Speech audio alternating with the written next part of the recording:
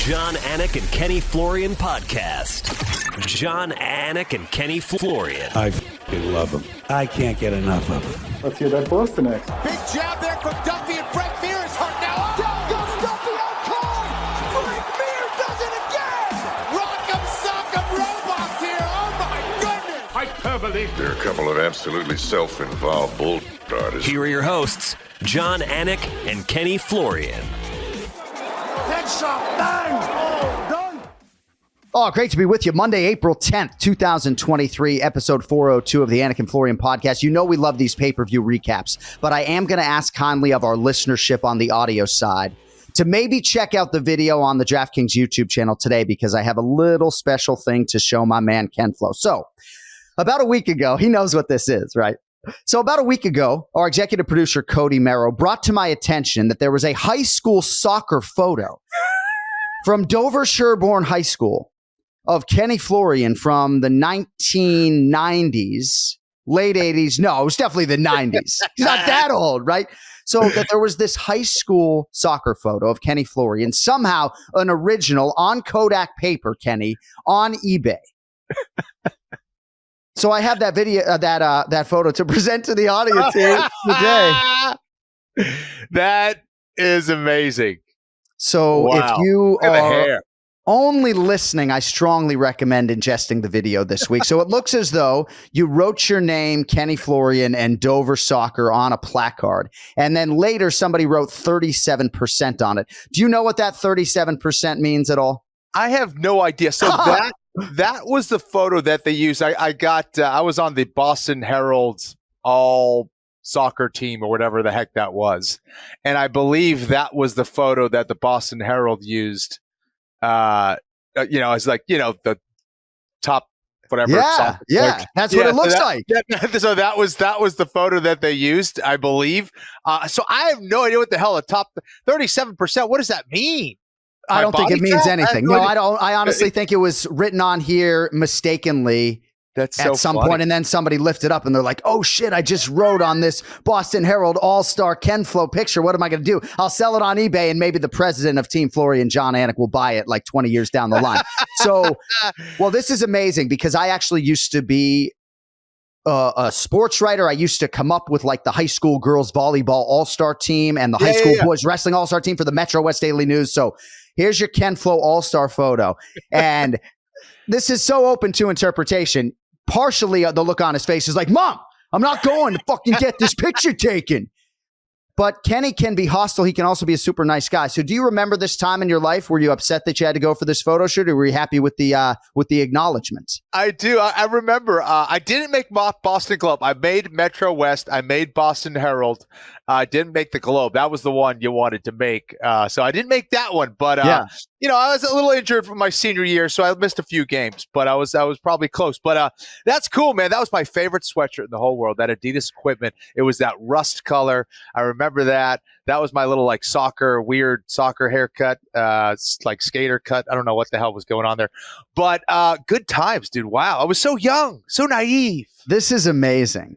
So you got to tell Dr. Florian, who I think is mostly on the audio side, that he needs to watch the show this week. And I will say, this is my first byline from the Milford Daily News. I'm also showing on video right now. So this was, it's a little bit hard to see, right? So my late stepfather, Doug Zwitt, put this in a frame for me. It's from Thursday, September 27th, 2001. So 16 days after September 11th, Kenny. Wow. 16 days after the World Trade Center.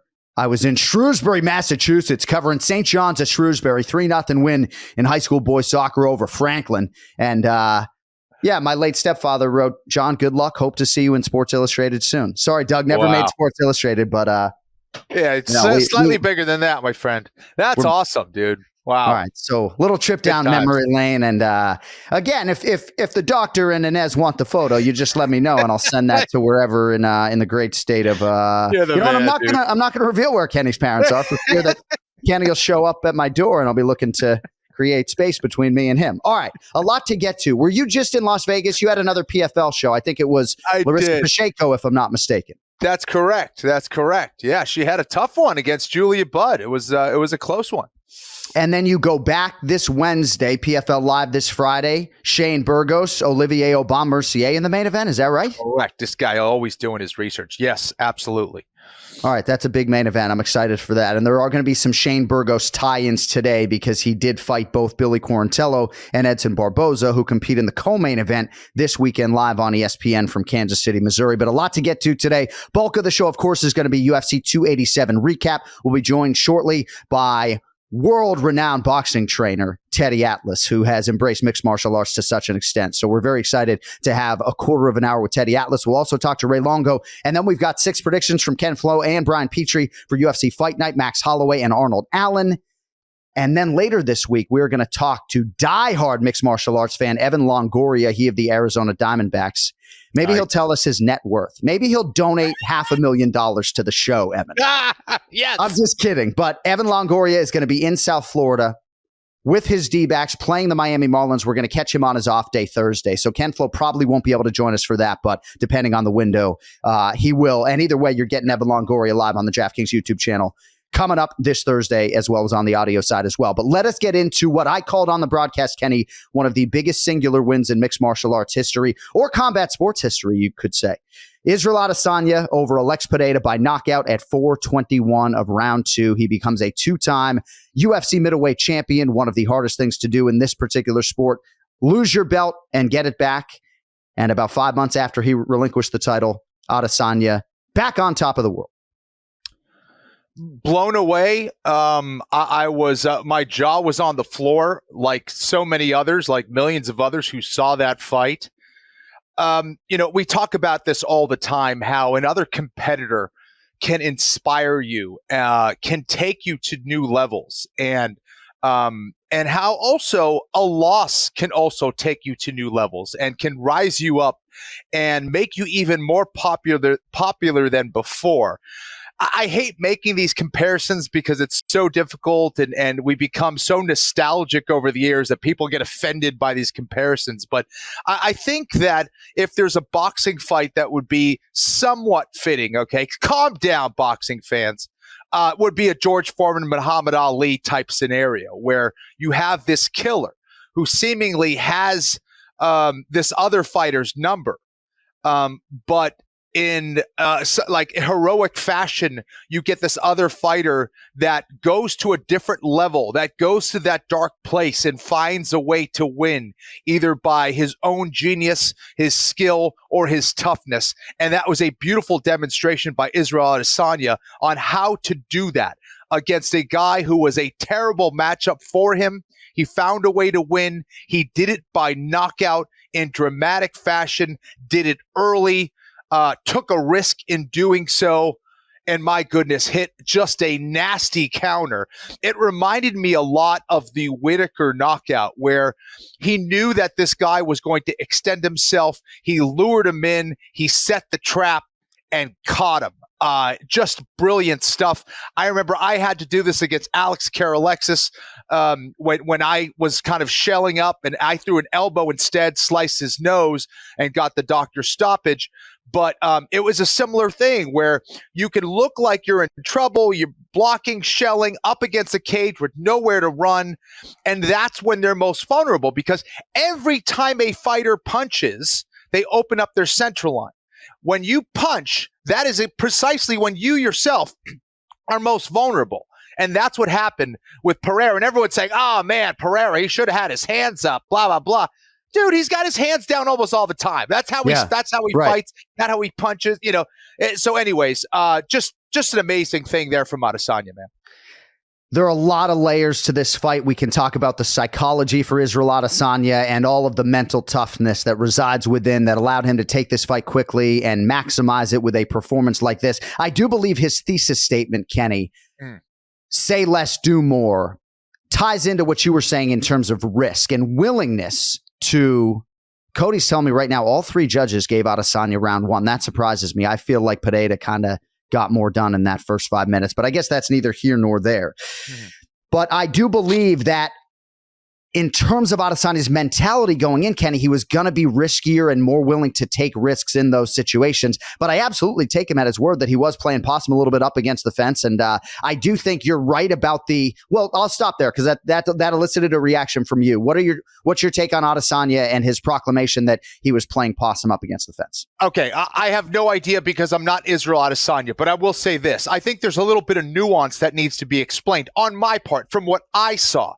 I think what it was a plan B from Adesanya that said, okay, if I get hurt, if my lead leg gets compromised again, I'm going to do this. And I think that's what he did. I think he was eating those calf kicks again, which again, I was really worried about. If I saw him get hit with those early, I said that was going to be a bad sign for Adesanya. I think when that happened, he started backing himself up and he decided, okay, I can't move here. I got to go to my plan B. This is where I go for it. I thought he was outstriking Pereira. I thought he was a little bit more effective in round one. I don't have a problem with that necessarily. I could see why. I don't think it's a massive debate there, but I think Adesanya won round one. Round two is when Pereira really started battling back and had Adesanya backing up and retreating a little bit. His calf definitely started to take some damage there. He started backing up, and that's where I think he decided to take a risk and play possum, not because before the fight he said, I'm going to do this in this round. I think it was more of a plan B, but he played possum nonetheless and caught him. And I'm not sure that he would have said that he would have played possum before the fight, but I think instinctually in this moment, he maybe felt like Pereira felt like he had hurt him more to the body than Izzy really was hurt. In terms of the leg strikes, Kenny, I've been on that post-fight set so many times where fighters can barely walk after the fight. And I do regret, because of the nature of our post-fight interview with Israel Adesanya, that we didn't get to ask him about the leg damage nor the extent of it. But I will say, at least in terms of the visual, many people saw him on Instagram dancing deep into the night. He walked up to that post-fight set all the way up there, right? Because you could only take the stairs without an issue and was walking around like he wasn't all that phased. So who knows how much he might have been compromised given that early damage. Pereira was 26 of 36 on those leg kicks, and both guys realized success in round one, but an incredible win and a career full of them for Israel Adesanya. And I'm not going to necessarily suggest that this erases the memory of the 3-0 start in this series, Kenny, but this series was always more even than the 3-0 record show. 100%. I think that, we do get lost in statistics all the time and numbers and, this guy won, therefore that. No, you got to look at the way that they won. The results don't always tell the whole story. The statistics don't always tell the whole story. You got to look deeper. The matchups, what was going on? What were the swings? What were the critical strikes that changed the fight? And I'll go back to the calf thing. Absolutely. There's no question that he could have been just fine. It could have been just another day of taking calf kicks. But I will say this, when you lose, everything hurts a little bit more, I think. And when you win, those things that were hurting before feel just great. Yeah, I'd be dancing too if I beat Aldo. I'd be fine dancing. But it's true. I think that it was just such a fun fight to watch. I was absolutely fascinated with the matchup, and it delivered, man. It really did. This sport just keeps topping itself. And Joe Rogan and our little decompression on pay-per-view was almost rendered speechless. Mm-hmm. Just because he kept saying, I can't wait. I don't know if this was on the air or off. He said he can't wait to just go back and watch it like hundreds and hundreds of times over. And he's just such a mixed martial arts fanatic that he actually will do that very thing. I guess the example I was thinking of when Cody Garbrandt beat Dominic Cruz at UFC 207, I believe it was, late 2016. He could barely fucking walk when he got up to that set, from all Dominic Cruz had gotten done. And I think history suggested maybe that fight even was more one-sided than people want to admit. But congratulations to Israel Adesanya. And I said this on the broadcast. You talk about a waiting to exhale moment. We really had two of them this weekend. Kelvin Gastelum, who nearly retired, had 2 years without a win. For Israel Adesanya, Kenny, mentally, after 3 years, or excuse me, I should say 3 losses and almost 7 years in this series. Just absolutely incredible. But we are going to welcome into the conversation right now an absolutely bona fide combat sports legend, boxing trainer to 18 world champions, host of his own podcast right now, ESPN Analyst. The great Teddy Atlas is with us. Teddy, I know your schedule's thick, my man. We appreciate it for an hour today. Problem. I always got time for good people, and you're one of them. So it's my pleasure, and it's a pleasure to be with both of you. I hope I'm not a scientist with this stuff. I'm a caveman, so I hope that I'm scented properly or something. I don't know what. But anyway, you guys will make me look good. I'm kind of like I'm the thorn in the middle of two roses. You always look good, but the sound, man, I mean, your voice just resonates with so many people. And I know at times when you have stepped away from your work as a boxing trainer, there have been high profile athletes that have coached you back in because of your value. I'm curious, if it hasn't happened yet, I got to think at some point that mixed martial arts athletes are going to be reaching out to you to, at the very least, ask you to analyze film for them if they haven't done so already. Yeah, they have. I bet. I don't like to say their names because I don't know if they want their names put out there. You know, I like to be respectful of that. You know, they came to me privately. There was one that's obviously and he was involved in some big fights, and he he called me up actually before one of the big fights and asked if I would. You know, inquired if I would train him. We didn't get it done, but what I wound up doing was I made a fight plan for him. I wrote out what I thought was an elaborate fight plan, or at least fairly comprehensive, and I wrote it out, sent it to him, and then talked to him. You know, talked him through the points from the striking standpoint. Obviously, I am not Bruce Lee, and and the mental sides, because 75% of it, just like it is in my business, in your business, is mental. That you're in the right mental place, or from a psychological standpoint. If you're not in the right mental place, believing the things and feeling the things you need to feel and understand, then you got a problem. And the funny thing is, that's why I picked Adesanya to win. It wasn't easy. It wasn't easy because it looked like Pereira had his number. And some people get people's numbers. They just get their numbers. I remember years ago, Shane Mosley was a top fighter. And Vernon Forrest had his number. He beat him in the amateurs. He beat him in the pros. And Shane Mosley was estimated as, looked at the better fighter. But it didn't matter. Styles make fights. And also, mentally, if a guy's into your head, so to speak, to use a simple phrase that's out there, it's difficult to get him the hell out, And I even said in my podcast, an exorcism has to be done here for Adesanya. He's got to get the ghost out of the attic, and he's very athletic. He's very gifted. He's as gifted as anybody. He's a style bender. That name fits for a reason. But that's not why I picked him. I picked him because of his mental strength, his mental capacity, his cerebralness, the deepness. He's a deep, deep dude. But I picked him because I thought he was mentally strong enough to kick the freaking ghost out.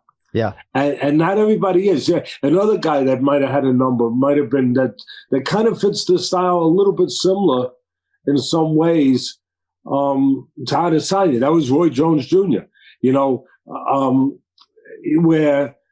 where he when he lost to, who was it? He lost twice to him.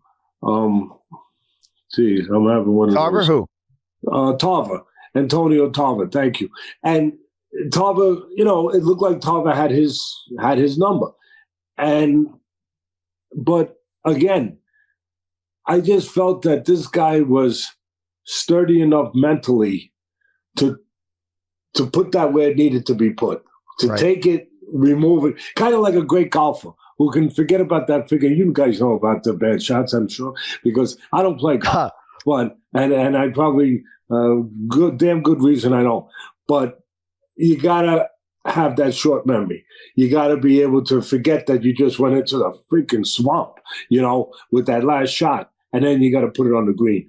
And that's a simple way of describing it, but I think he had that. I really he's a guy that he really believes. I talk about this all the time, and I've had him on my show, and he wanted to talk about it because he heard me talk about it. He being obviously Adesanya, and I would talk about going to dark places and, finding the light, that the special guys can go to a dark place and find out. I really believe that in his mind that he believed his journey was for a reason, not only to find a light, but to bring him to a better place, that it was an opportunity. I really believe that he thought he's that deep. And I think he's right, where he thought that I was being brought here for a reason. I always talk about being more rooms in your house, that the special ones can go and open up doors and rooms in their house that were never opened up before. And you might never open them up. And you don't even know that you got those rooms in your freaking house. Right. I believe that's him. I believe I'm always in search of those special guys. I think he's one of those guys. It's not just physical, where he believed that this was an opportunity, a calling, to go and search out his house, rooms that he never searched out before, and open the door and go in there to make them better. That this, as I said, that this was his calling, this was his destiny, this was fate.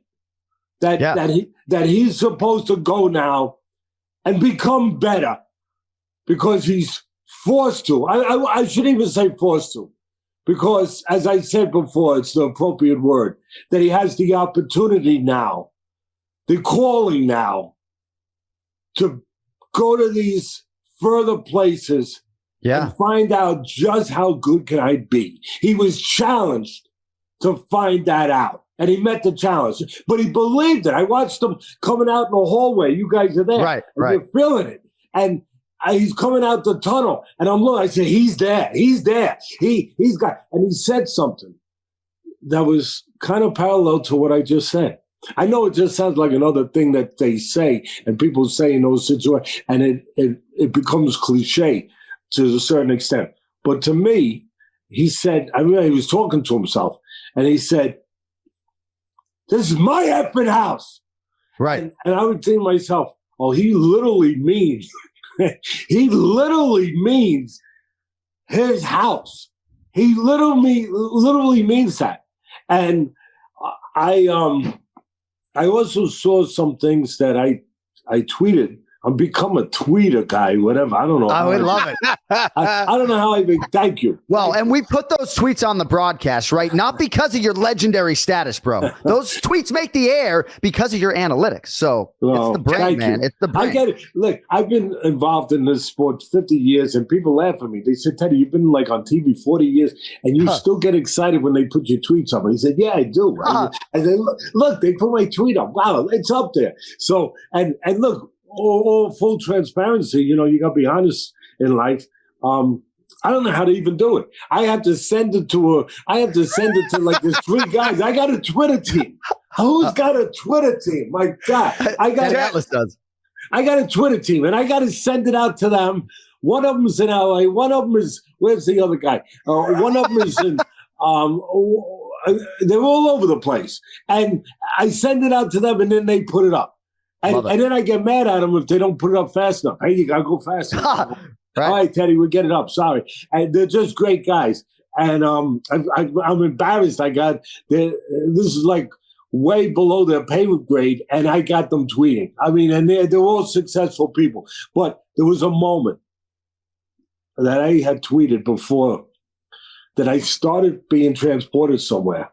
And I'm not getting crazy out there and all that stuff. I'm just saying it started becoming very similar, almost eerie to me. Very similar to Zaire with Foreman and Ali. I was saying, this is Foreman and Ali. Because it fits. Because first of all, Pereira was Foreman.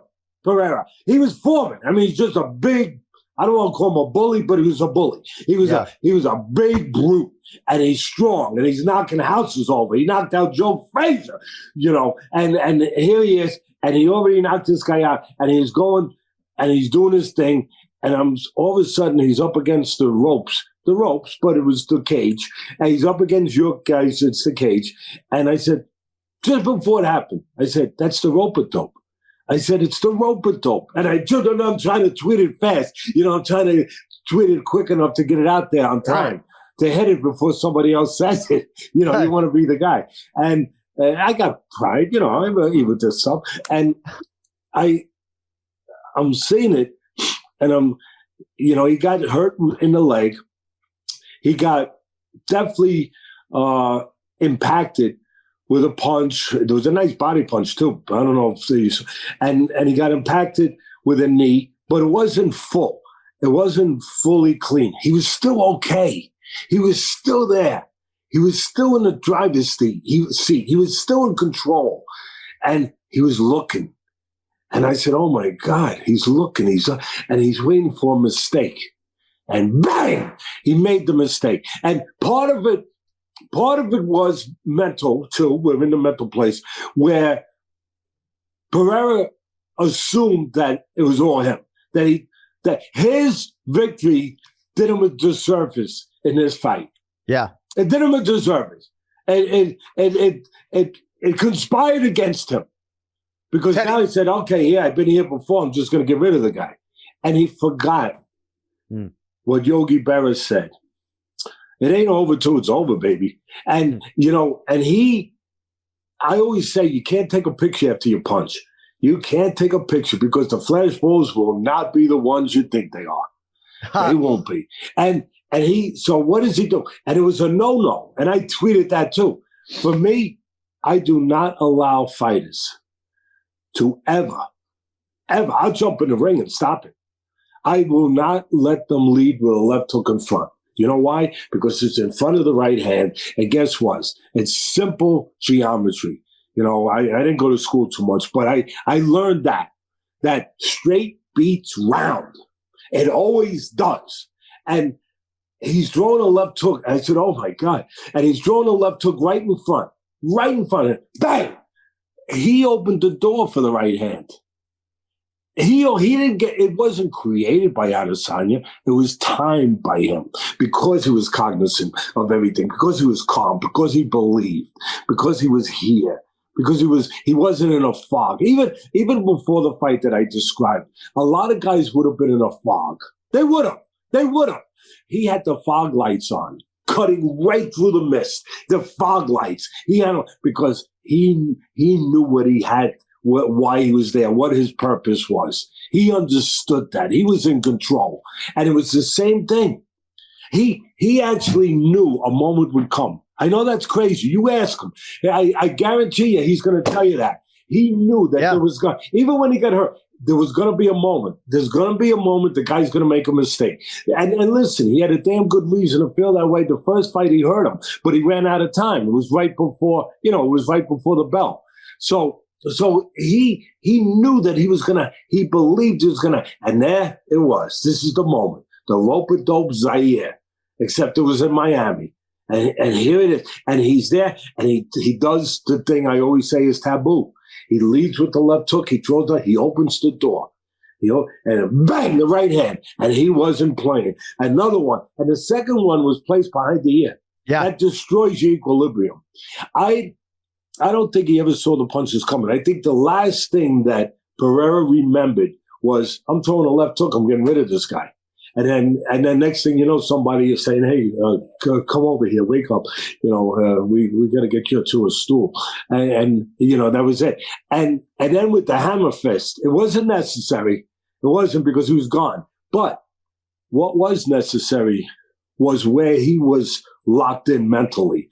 It was kill or be killed. Not literally. Don't go crazy out there to people. No, but the mentality had to be that, because in his mind, it was live or die. And I'll tell you what I mean by that. And I bet you Adesanya, I guarantee you he feels the same way. It don't have to be physical to be alive. It's spiritual. It's emotional. There's a difference between existing and living. And for Adesanya, if he doesn't win that fight, he's just existing. He's not living anymore. He's dead. If you're not living, you're dead. And so for him, he had to conquer or be conquered, baby. Really, in a true sense. He had to be. It wasn't about being angry. Like, oh, one idiot said to me, did you see how he hit him with the hammer? Because he was angry. I said, you idiot. You're an idiot. You're an idiot. You're angry. He was cold. He was the opposite. He was cold. He was a cold killer. He was cold. His job was, he knew. He was locked in. He was locked in like a Terminator, where he knew that this would be one chance, and this guy was dangerous. And that when the moment came, he had to make sure he terminated the guy. And that was his only frame of thinking. I'm sorry. Go ahead.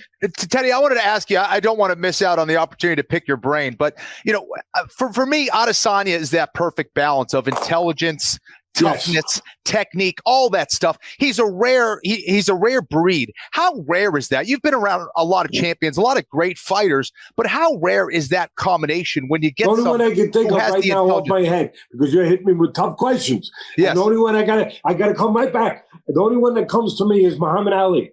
Boom. I mean, there's not too many. There's not that many. There are some. Right. There are some, but that's a great question, actually. But Ali would be one. Cus D'Amato used to say to me, my mentor, and he was a genius in boxing, and he used to say, Teddy, he called it supreme being. He quoted, and then he said, Teddy, for simpler identification, supreme confidence. He goes, very few people have it. And for him, it was two people, Sugar Ray Robinson, the original Sugar Ray Robinson, who had almost 200 professional fights, that a lot of people think is the greatest pound-for-pound fighter of all times. He was around the 30s, 40s. And Muhammad Ali.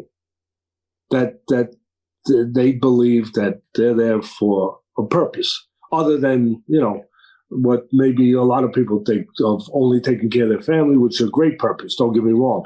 Making money, being successful, all those things. But he felt that these people went a little beyond that.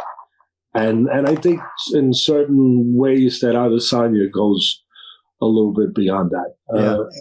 I do. And but I just really, when he, it really was a Zaire, rope-a-dope moment. It almost doesn't do it justice, because you hear rope-a-dope, it's like you know what I mean? It's rope-a-dope. Right, and like it don't do it justice. What really goes into that, and hopefully I did it justice a little bit. Oh, you certainly did. Describing it.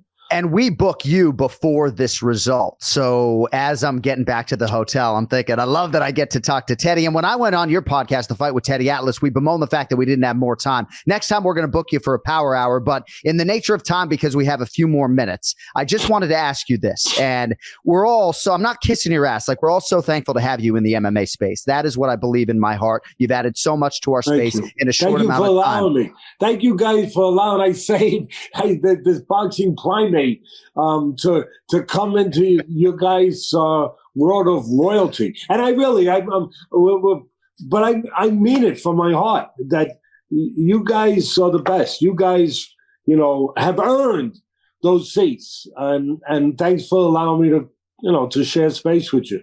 I guess I'm just curious. In terms of MMA, Bilal Muhammad, welterweight contender, has said to me, even though Khabib Nurmagomedov is no longer coaching, Khabib has such value to my mental on fight night that I would consider not even seeing the guy for 8 weeks. I just want him in my corner. And I wouldn't be surprised, and I know you've got obviously relationships with some of our ESPN mixed martial arts analysts. I'm just curious, if some fighter in the UFC came to you and said, hey, man, even if you can only be with me a little bit during training camp, I would hugely value you on fight night. Would you be willing to show up in a mixed martial arts corner? If I thought he was a decent person, this sounds terrible, I know, but I say what I believe. And I do the same thing in boxing. If he had character, if he was a decent person that I felt I wanted to be around, and that's number one. Number two, if I thought I could help him, Yeah. I mean, that's it. Not just because it fits in because of my schedule and then because it's a big moment. No, if I thought that I actually could help him get through some kind of bump in the road, so to speak, and that he was a decent enough person that I would want to be around and associated with as a human being, forget about an MMA fighter. Yeah, I would. Yeah, I would. And I've, like I said, I've had some of these guys call me.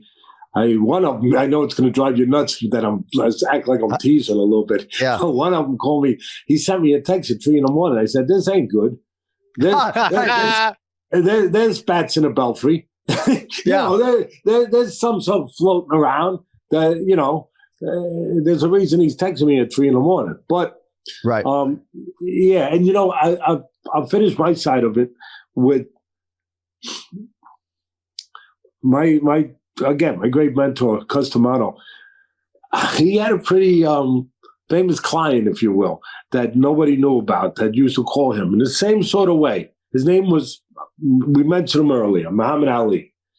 And he would call Cuss up. And if I was living up there. And different times, later, earlier, sometimes he'd call, obviously, before he lived up there. But for that 8-year period, he would call. And if you don't know what it was like for a 17, 18-year-old kid to pick up the phone and Muhammad Ali's there, put the old man on. What? Wow. I mean, really, put the old man on. That's put the awesome. Old man on. But he called him up.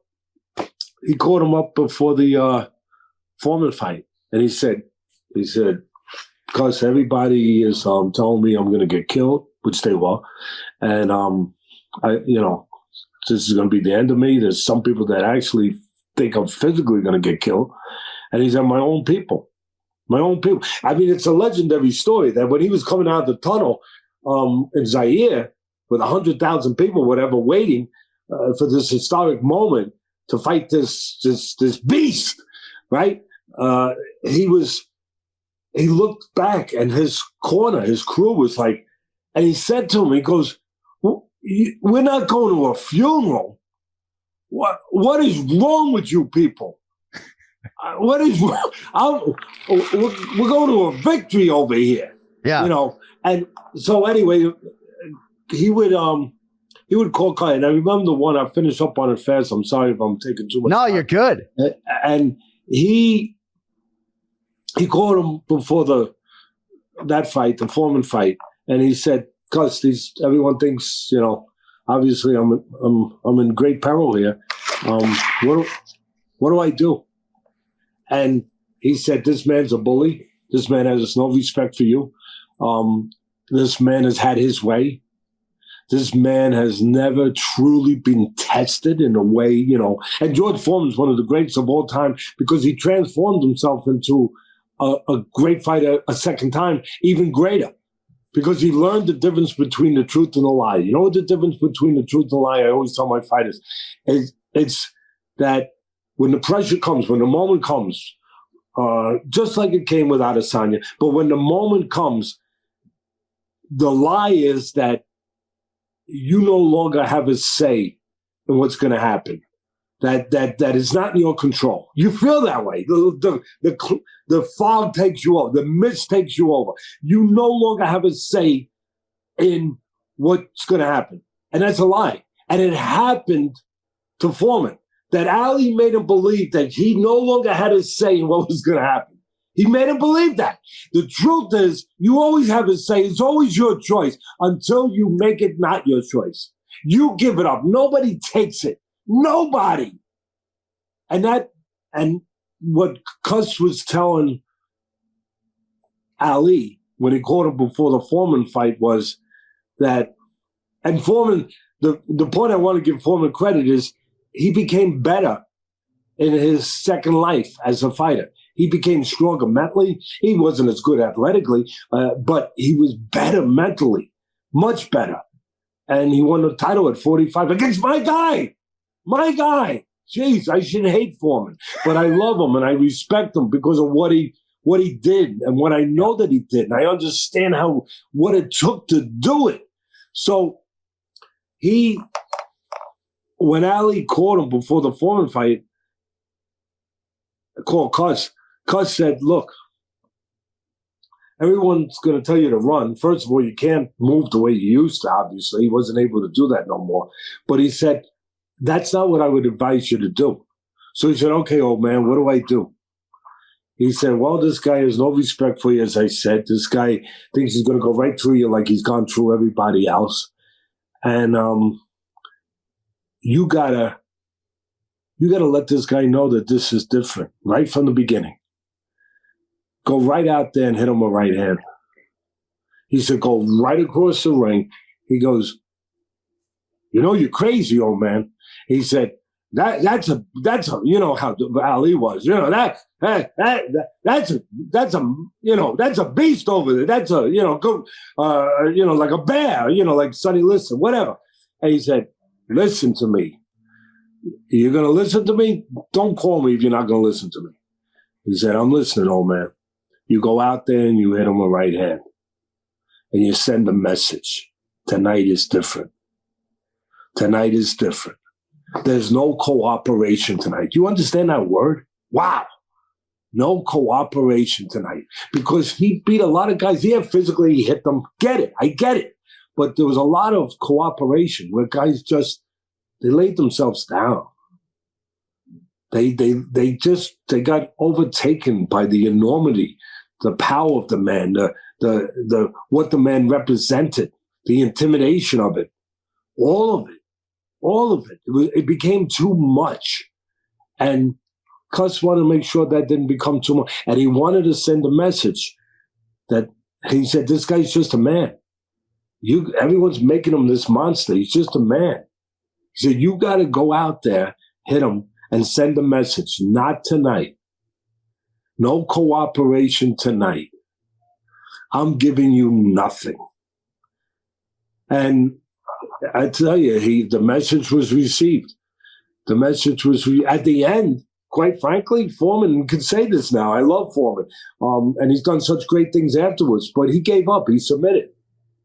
He got hit that right hand. He pirouetted around in the 8th round. I think it was the 8th round. He did. He did. He gave up because he really believed that this guy became kind of like what he was represented as to everybody else.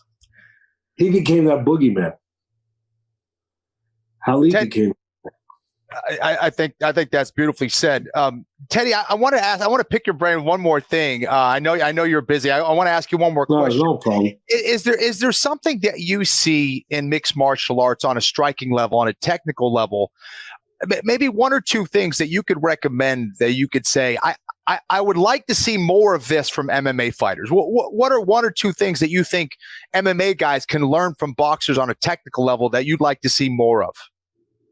Can I dare to be self-serving? Sure. I'm sorry. I am. I apologize. The floor is yours, my friend. I hate when people do it. But I do instructional videos, fight videos for the last 3 years now. I never thought I would do this stuff. Never. And it's with the biggest company of it in the world, Dynamic Striking and also BJJ Fanatics, Brazilian Jiu-Jitsu Fanatics. So they came, two good guys that run the company, really good guys. And they came to me 3 years ago, and initially I was not interested in doing it. And they said, look, we're the biggest in the world at MMA, but we want to get into the striking part of it more, open up Dynamic Striking. We'd like you to be the guy to help us get entry into that. And I'm such a caveman. I really am. And not too smart with certain things. Thank God I know something about fighting. Thank God.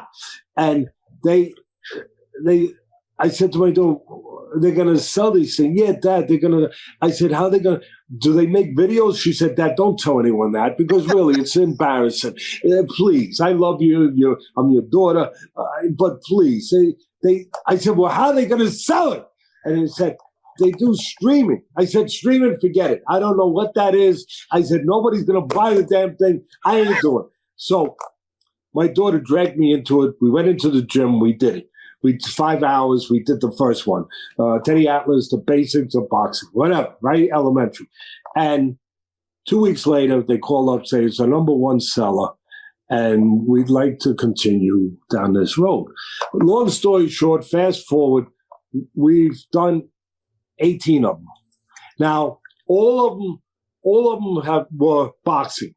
We just did a new one on 19th, 2 weeks ago. So it takes about a month to edit it, get it up. It's not up yet.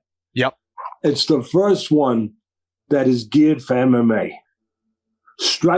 Power punches, striking for MMA. I never wanted to go there. I didn't think I belonged. I got to be honest. You got elbows coming and knees coming and cats coming and houses flying. And, and I was like, no, we just stick to what Teddy Atlas does, boxing. But they said, Teddy, they want you. I said, come on. They said, no, Teddy, I'm telling you, there's a market for if you don't do this, you're missing a boat. So anyway, we did it. So we'll see how it does. So it's going to be out there. Awesome. And here's the thing to answer your question. And I'm sorry I went on the back roads to answer it. But yeah, the things that there's a few things, but the things that strike me and jump at me, defense. That just simple. I'm going to make it really like painting by numbers, where like move your head after your last punch. Like, just the defensive component. And not just the obvious component. Like they do pretty good at range, stepping out of range and, basic thing. But drill down to where, like Cuss would say, Teddy, you want to be a great trainer? You got to make them do it until they can't do it wrong, until it becomes subconscious, reflexive. Like they couldn't do it wrong if they wanted to. And it's not there because these guys are so tough. I have such admiration and respect for them. I really do, with everything they deal with in that octagon, that it's just about the offensive part that they haven't really drilled down to make it reflexive with the defensive part. And that component of it would be one of my concentrations. There's others, but that would be, and look, I used to say when I was doing all the broadcasting on ESPN that some guys have to they should go to a butcher before the fight. People would be like, Teddy, what do you mean they should go to a butcher? I said, cut some of the fat off those punches. Yeah. I said, there's too much fat. And I would lean the punches. I would cut some of the fat over some of their punches where they invite incoming by being just a little wide in certain areas. And I would break certain habits. Like, the habit I talked about earlier, why Adesanya knocked out Pereira, because Pereira did a no-no in my book. He led with a left hook in front. Those rules, those laws would be part of what I would bring, to MMA in the same sort of way. Thank you for that. That's super helpful. Couldn't agree more. We're actually joined by famed MMA coach Ray Longo. Ray, have you met Teddy before? Have you guys met before? No, I met his partner before. Okay, Ken. I think he was a great guy. But how's it going, Teddy? Always big fan as I'm sure everybody else is. But great to see you. Well, let me follow up one thing with Kenny. I like what Gus said. You have to train it till you can't get it wrong. I mean, I think one of the problems, not a problem, because I think it's a good thing, but could also be a bad thing, is most of that has to be done with sparring, I believe, to where it becomes reflexive because you're under fire all the time. And the gist today is to move away from sparring, more drilling, everybody with the CTE. Do you feel like it's different now because of that you have to maybe over drill it? But say, I've seen guys get what you're talking about through sparring and only through sparring. My approach to it is a little different, quite frankly. I mean, I get what you're saying. I understand it very much. First of all, it's got to be responsible sparring. I always remind people that you don't get paid for these.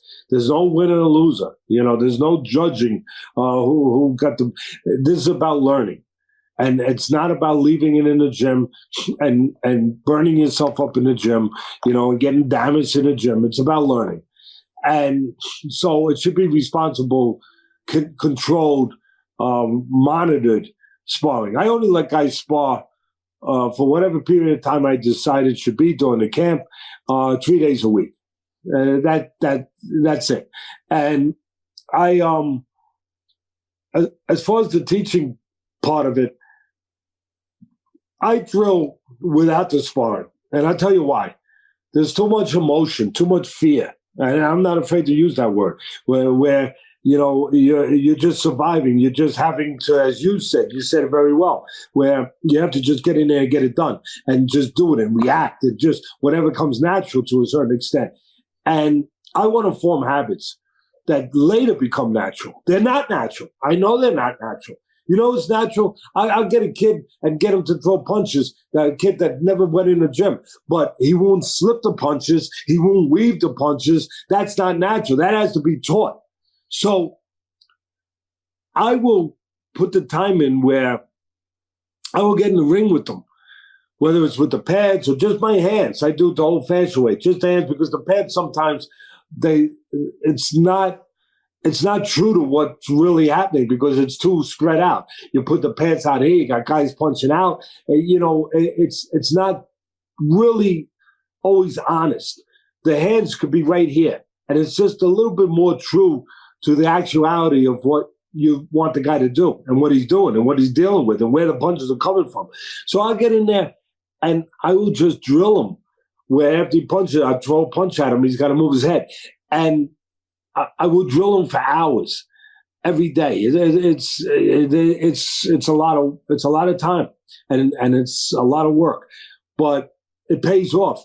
And the reason why it pays off is because they're calm enough in that environment to be able to think it, to be able to get it and do it. And be able to grasp where there's not, there's no fire going on, like there is when you're sparring. You don't have to just, keep a guy off you and maybe hurt a guy to do that. It's just learning. You're truly in the classroom, and you take the emotional component out of it, where they can be calm enough to digest it. And to understand and to pick up, to form the habit of it, where you make a good point. When they're doing it in the sparring, see, I'm the opposite. If you try to teach them during the sparring, they ain't going to get it. They might pick up a little something here and there, but their concentration is going to wind up going to surviving. It's going to wind up going to, winning, keeping the guy off, attacking the guy, doing what is natural that's been formed already. I want to form new habits. I want to actually eliminate some old habits. And the only way I can do that is in a very calm environment. And that means to separate the sparring, to take it out of the sparring and put it where there's no danger. When you're trying to teach a guy something when there's terrain of danger, it's very difficult to teach them. You take them out of that terrain of danger, and it's what it's supposed to be. Because these moves are not that difficult. They're not that scientific. They don't take the greatest athlete in the world to perform them. The hindrance to it that makes it difficult is the danger. That component. That's what makes it difficult. Where a guy, I want to teach a guy, he's athletic enough to do this at the right time, and yet they won't. Yeah, they'll pull back.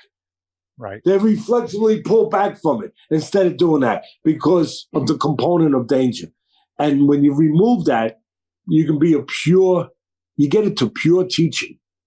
And it's kind of like if you're going to be a farmer. The soil has to be just right to take on the seed. And for me, the soil is removed from the sparring. That for me, 50 years doing this, I feel that that's the only way. That's the only way. Because D'Amato used to say to me, it was really interesting, and you probably get a kick out of this. He used to say, Teddy, you take these guys, they're great athletes, and they're at a certain point in their development as a person and as a fighter, whatever, and they got things in their head already. So they know that you tell them, all right, throw the punch, wait till the last second, up, and slip it. But they know they could get hurt with that. They could get hit by that. And so it screws them up. It fogs them up. You know, they hesitate. They pull back. They do what they think is safer, even though that's not safer. But that's they think that is instinctively. So he said, but you take a kid. You take a kid where it's just another game at a very young age. You say, "Here, do this," and you see it. You see these videos sometimes, and he said they do it. You know why? Because they haven't formed in their head that it's dangerous. It's a game. You remove that component from it, and now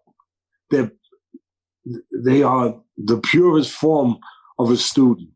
The purest form of a student, that they can receive what you're teaching them, where the older guys can't receive it, not as easily, not as cleanly, because of that. So I always understood that. Yeah, that's definitely true. That's like trying to throw a guy in the military at 40. You know what I mean? Right. He doesn't want to. He don't want nothing to do with it. You need those young guys. Oh no, 100%. I think that's awesome. Teddy, I wanted to ask you one more thing. As far as the current crop of boxers, you know, you do see this evolution of boxing. I'm sure you saw a big difference when you were just starting out as a coach to where the boxers are now. Where do you see the current crop of generation of boxers now? And do you think they're better than the previous generation? Are you seeing a positive evolution in the sport, in your opinion, or is it just kind of fundamentally the same? And if you see someone out there that is kind of that greatest evolution, who is it? Is it a Mayweather in your opinion? You know, how are things progressing in your opinion? Well, that's a good question. We got problems. And one of the problems is the best guys aren't allowed to fight the best guys anymore. So the audience shrinks a little bit. You guys got the answers. You know, the best are fighting the best, period. There's no free lunch over there. Now, listen, I understand the difference. You have a dictator named Dana White, who I really love. I love the guy. I'm being sincere. Yeah. He's a genius. He knows how to build a business. He don't play games. You know, he sticks to what he believes in. And freak you, if you have another, go over there. Go wherever someone's going to listen to you. I believe in what I'm doing here, and I'm doing it. And it's right. But he cares. Look, I know he's making money. I get it. But being that he runs the whole show, he cares about the product. The product, the brand has to succeed and has to be good. In my business, these promoters, there's like 5 power brokers. That's about it. 4 or 5 of them. That's it. And they only care about their piece of property. They deal with the network, you know, that they have, you know, the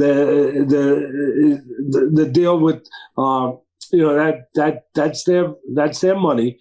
They care about that and the group of fighters they have, keeping them undefeated, making the network people that feed the money, you know, happy that they got undefeated records, they got belts, they got all that stuff. They don't care about them necessarily evolving into the best fighter, because the only way you can evolve into the best fighter is fight the best guys, not just navigate a guy to the best record. But that's what they do for the most part. The guys are what they are. They had 200 amateur fights, you know, like Customato used to say, Teddy, if you don't know how to fight after 200 fights, go sell cherry ices across the street. You know what I mean? So they already came with that, but they're not going to get better because they're not going to be forced in the fire. They're not going to be tested. They're not going to be, but your guys get forced in the fire. Your guys can have 10 losses, 15 losses, 8 losses, 7. It don't matter. They can beat the top guy on any given night because they have been fire tested and forged. They're the real steel. They're the sword that you put into the molten, you know, lead, and it's going to stand up when it's hit. It's not going to break in combat. So the problem is, that's one problem. The other problem, the fans don't get satisfied. The sport doesn't grow. Right. The sport doesn't evolve. Your sport keeps evolving because every week there's a competitive fight. It don't matter. It's a good fight. It's a competitive. Anyone could win the fight for the most part. And and there's upsets. It don't happen like that in boxing. The sport can't evolve. The sport can't evolve if the best aren't fighting the best. And, and the fans can't be fed. The fans are hungry. You got to feed them. And you're not feeding. You're starving them to death. That's why they jumped all over a Pacquiao-Mayweather fight years ago that was 5-6 years too late. Yep. It was too late, but they jumped. No, you're right. They couldn't get it fast enough. And I said it because they were out in the desert, starving to death, thirsting to death. And they saw this. They said, "Oh, here it is. Look at this oasis." They didn't understand it was a mirage. Yeah. And all they got was sand. They didn't understand, but they did afterwards because it hurt us going forward with pay-per-view. People didn't believe it, so they were careful. But so your brand grows. Your fans get appeased. Your fans get pleased. Your fans get fed and watered. Ours don't. Yeah. So that's one problem. And the other thing is we don't have teachers no more. Yeah, I said it. Some people are going to be upset. So what? We don't have teachers no more.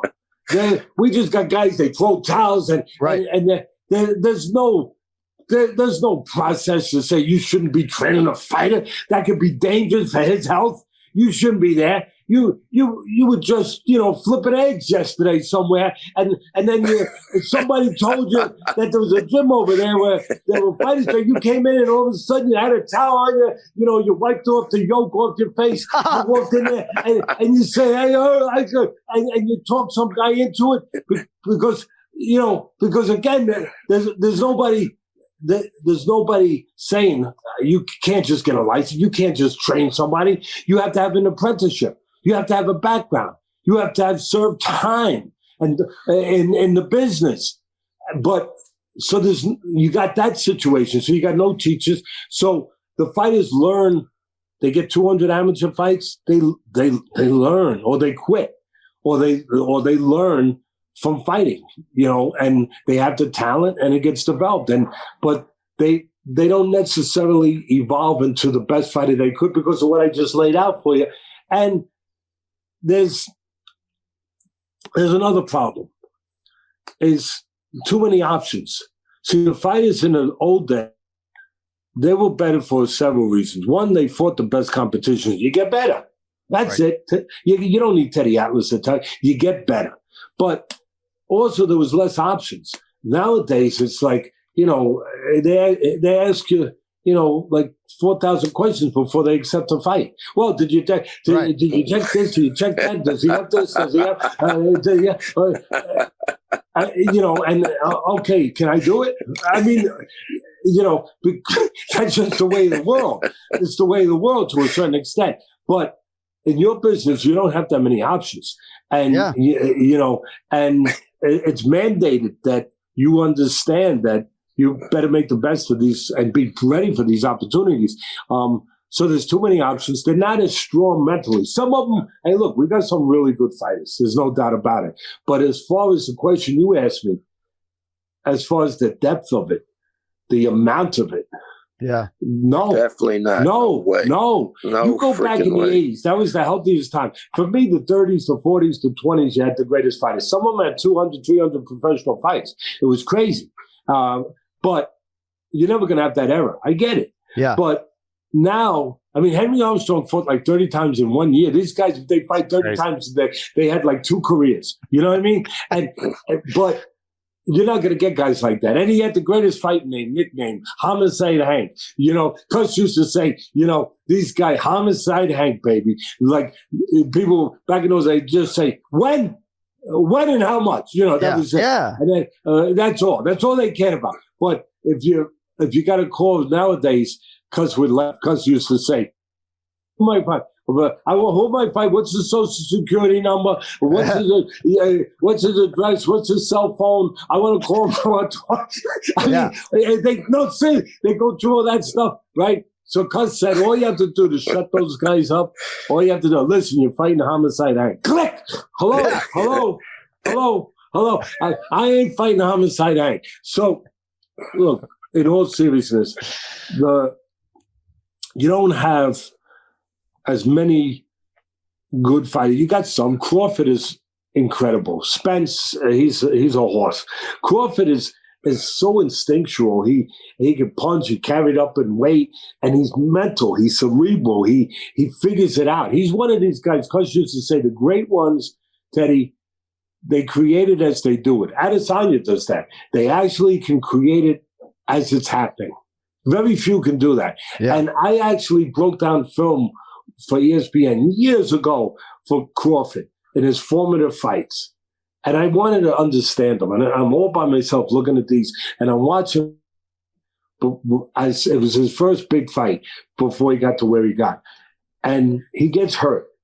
He's a great switch hitter, lefty or righty, really good. And he was in the southpaw stance, and he gets hit. Southpaws get hit with right hand sometimes. He got hit, and his legs went rubbery, and he was hurt. And it was like, oh, and I'm breaking it down. I'm going slow motion. I know how to do that. I know how to go slow motion. That's about it, as far as technology.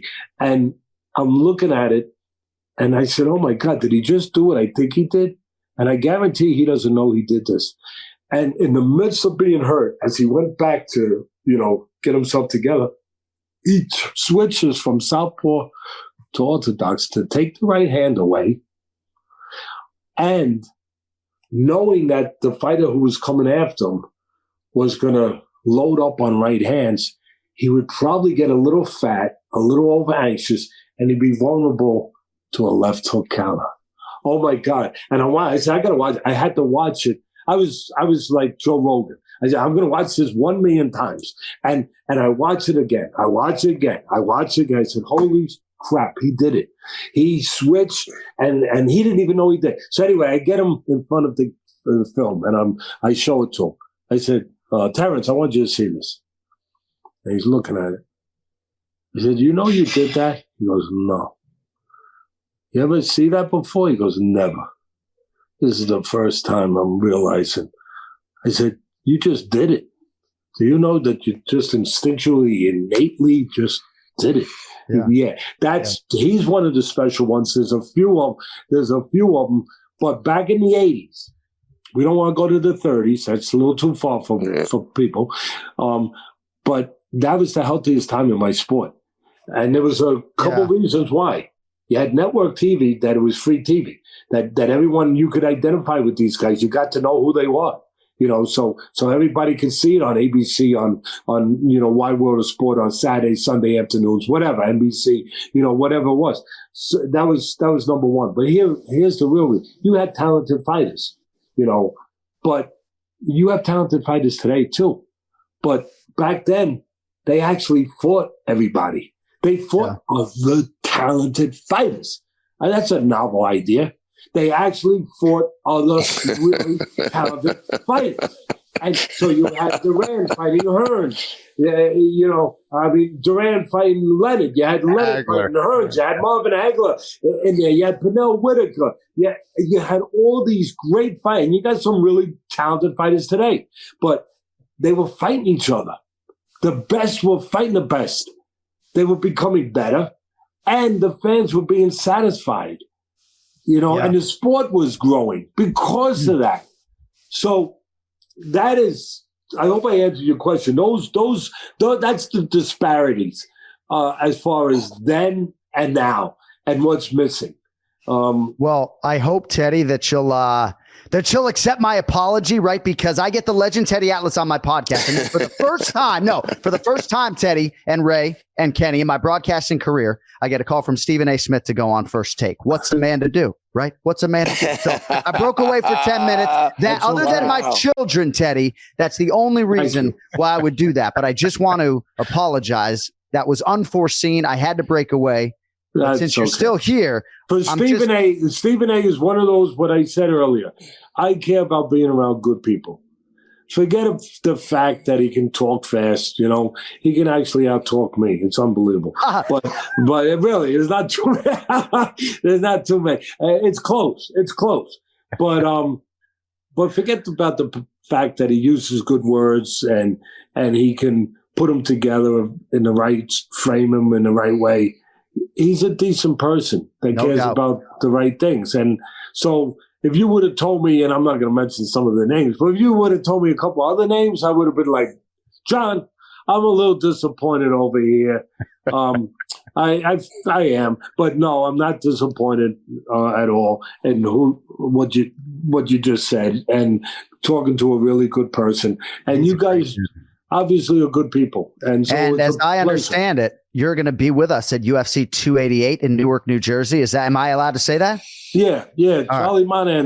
Charlie Monahan has given me the green light that, go figure. I'll finish with this. Go figure. 50 years in the business, boxing. ESPN don't have me call fights no more, but they got me over working at UFC. By request. Hey, you're the best. Can't thank you enough, man. You elevated the whole room. An honor, Teddy. Thank you. Take it easy, Teddy. My pleasure to be with good people. Thank you. Take it Just easy. a Hall of Fame human being as well. The great Teddy Atlas, boxing trainer to 18 world champions. On Instagram, Teddy_Atlas_IG. His show is The Fight with Teddy Atlas at The Fight WTA. Ray Longo, it's great to see you, my man. The chicken pound chicken, by the way, looks so good when I see their social media videos. So I have to get some here in Boca Raton. Fellas, I'm really sorry. I'm really fucking sorry. That was totally unfortunate. No, that was hysterical. No, I couldn't even. I was trying to keep up with him, Kenny. I was having trouble. Oh my gosh. But I'll tell you one thing, the 80s, I think the difference, because if he would have said anything else, I would have been disappointed, because I run those films in the gym probably every day. We look at fights from the 80s because it was the golden year for us guys anyway. I mean, I'm a little older than you, but there was 10 guys in each weight class that could have been a champion. And I think that's what he was saying. That was the difference, Right. And as far as Duran going, fighting Hagler, Duran was a lightweight moving up to these guys. So what could you say about him? He was a 35-pounder going up to 47 to 60. Crazy stuff, but that you want to see boxing, to me, the golden era, man. Yeah, it really was. Yeah. So I don't know how much I missed, thanks to our longtime friend Molly Ken-Flo. She started the interview today by suggesting that the last time the two of us were on TV together was 2008. So that dated all of us. But if you don't know, Kenny Florian, Molly Karam, and I, alongside the F-Mac Franklin McNeil, whose breath might buckle you to a fucking knee, by the way. Love you, Franklin. But Newark Star Ledger, longtime reporter. I'm just messing around. But we launched MMA Live in 2008, and we fought to get mixed martial arts on TV. Eventually, that show got to ESPN2 in 2010. But pretty emotional being back on TV with Molly, who's become this massive television star, and Stephen A., who obviously has embraced the UFC to such an extent. But supremely apologetic to have to break away. I thought it would be 4 minutes. It ended up being a little bit longer. But I digress. I don't know what I missed, but I want to lead with this, if I could. I felt like eventually the experience edge for Adesanya in mixed martial arts would be a factor in this 2-fight series, right? And certainly we were wowed by Alex Pereira, who got to a UFC title fight in, I believe, his 4th or 5th UFC fight. But eventually you had to think, Kenny, that this wealth of UFC experience and MMA experience and championship fights that Izzy had accrued would be a factor. And I don't know if it was a factor in that fight ending sequence, Kenny. I'll go to you on this, but I do believe that eventually experience became a factor in this fight. I think that's accurate. Absolutely. I think that even the most experienced fighters can fall victim to that. Why? I think a lot of it has to do with their emotional intelligence as well. I think there's your fight IQ, and then there's your emotional intelligence and who you are as a person and who you are as a fighter. Pereira is a fighter through and through, and if he senses the kill, he's going to go for it. And I think Adesanya understood that. It's a perfect example of what Sun Tzu said, right? Understand yourself, understand the enemy, and you will be undefeated, right? And one of those things, something like that. But he understood himself and he understood the enemy. He understood that Pereira, if he saw that he was going to be hurt, was going to move forward for the kill. And that's where he got him. This was the 26th professional fight for Adesanya. Cody, I know you're chiming in. Interim title fight for Izzy was his 6th UFC fight. I'm talking about the wealth of mixed martial arts experience. Pereira had one MMA fight, I think, way back in the day, but he's only been 3 years full time in mixed martial arts. That's amazing. It. So Really happy for Israel Adesanya. And if you saw the long sit down I did with him, we talked about a lot of people in the public eye feeling sort of perpetually misunderstood. And it's just a really good human being, a really deep individual that is able to tap into a spirituality that I've tried at times to tap into, Kenny. And I don't know, I can't meditate to save my life, but I really do believe that this is just a soulful man and just brings so very much to the table. Did you guys get a chance to talk about Gilbert Burns and Jorge Gamebred Masvidal?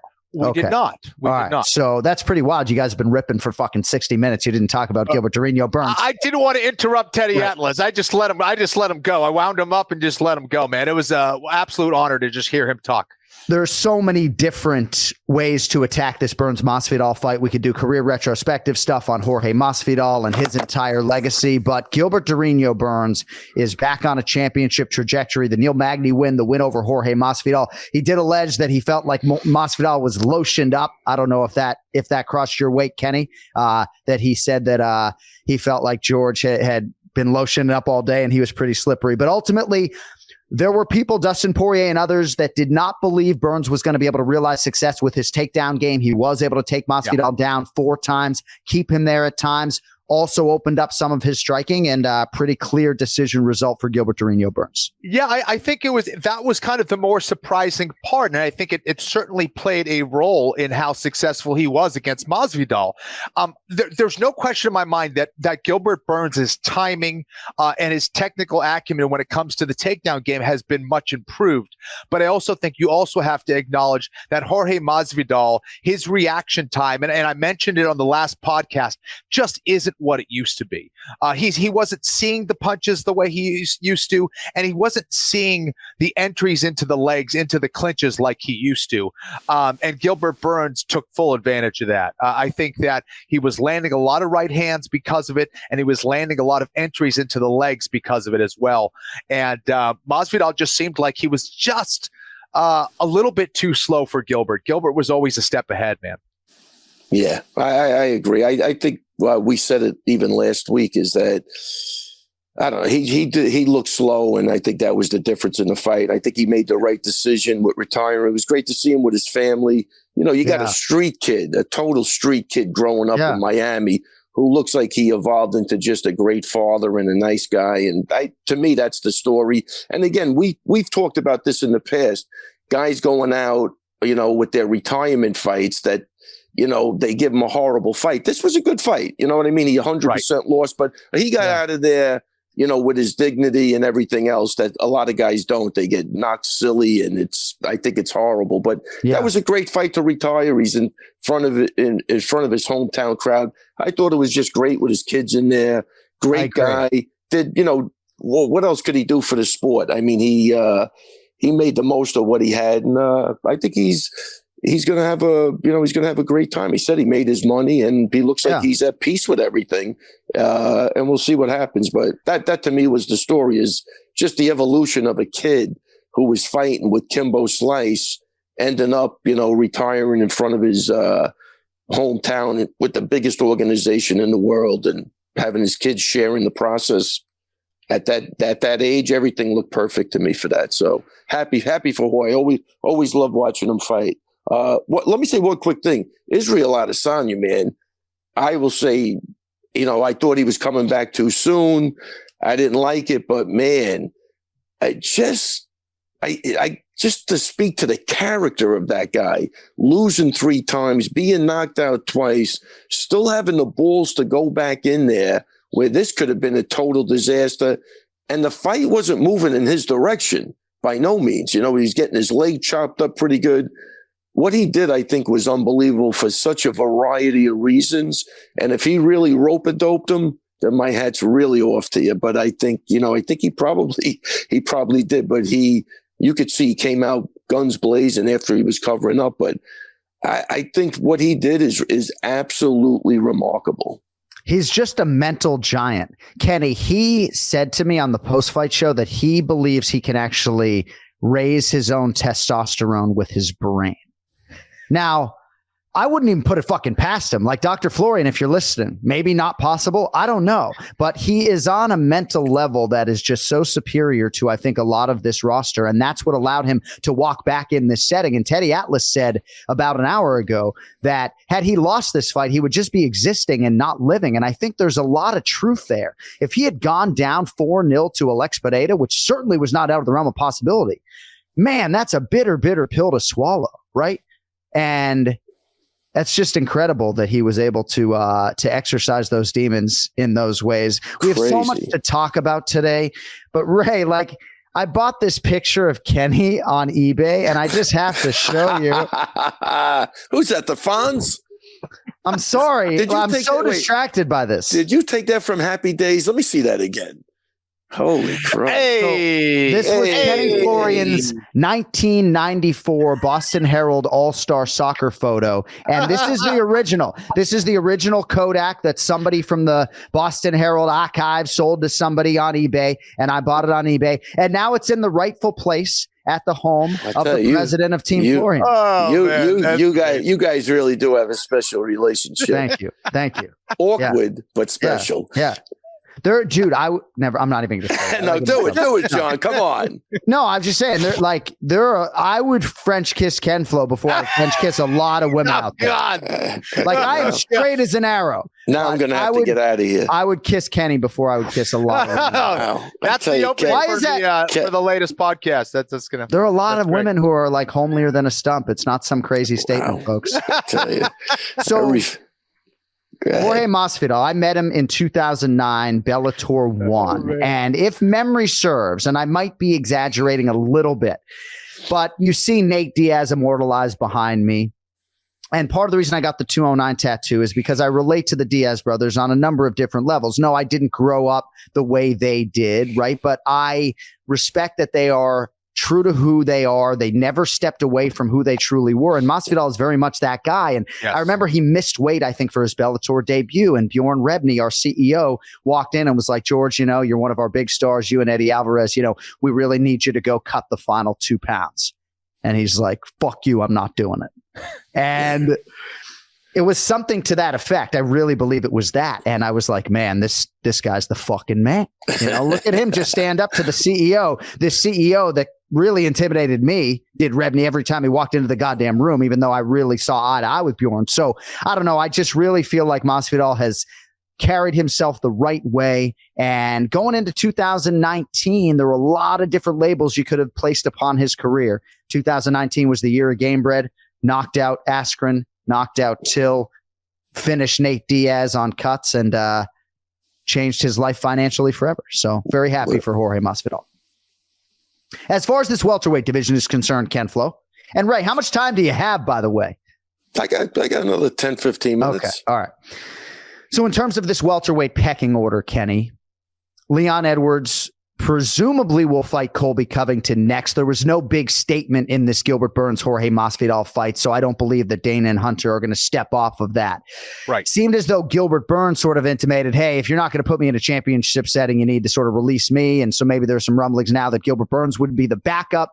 And the whole other conversation is, when do we have a backup? When do we not? Odd man out, of course, Bilal Muhammad. And I would also suggest that did Khamzat Chimaev not leave this division? That's your number one contender anyway, right? So, but we don't have an obvious number one contender, Ken-Flo. And I don't know how you sort of give us clarity on all of this, but what is your expectation as to how they will proceed with the big names at 170 after this result Saturday night? Yeah, man. Well, listen, I think it's rare that Dana is going to go against what he just declared, right? Or what he has declared. I think it's going to be Colby Covington. I think in a lot of ways that is going to be the most marketable fight for them, regardless. And the UFC is a business. They're going to go with what makes the most amount of sense money-wise. And they always have, really, for the most part. So I think Bilal, Gilbert, they're going to have to wait. I think Bilal deserves it above Gilbert at this point. Certainly, you look at his consistency and all that stuff. But and then maybe Gilbert's going to wait. Now, Bilal, obviously, he does not have a fight right now. No. And would it make sense for Gilbert Burns and Bilal to go at it. I don't know. Maybe. 100%. And Bilal Muhammad would fight Shavkat Rakhmonov, but not if that's going to be the fight to get him into a title eliminator. Bilal will fight anyone as long as that fight, whomever that is against, is the title eliminator. And Ray, I'm pretty tight with Gilbert Burns too, right? I mean, he set me up with my strength and conditioning coaches. He set me up with my tailor. Our kids went to the same school.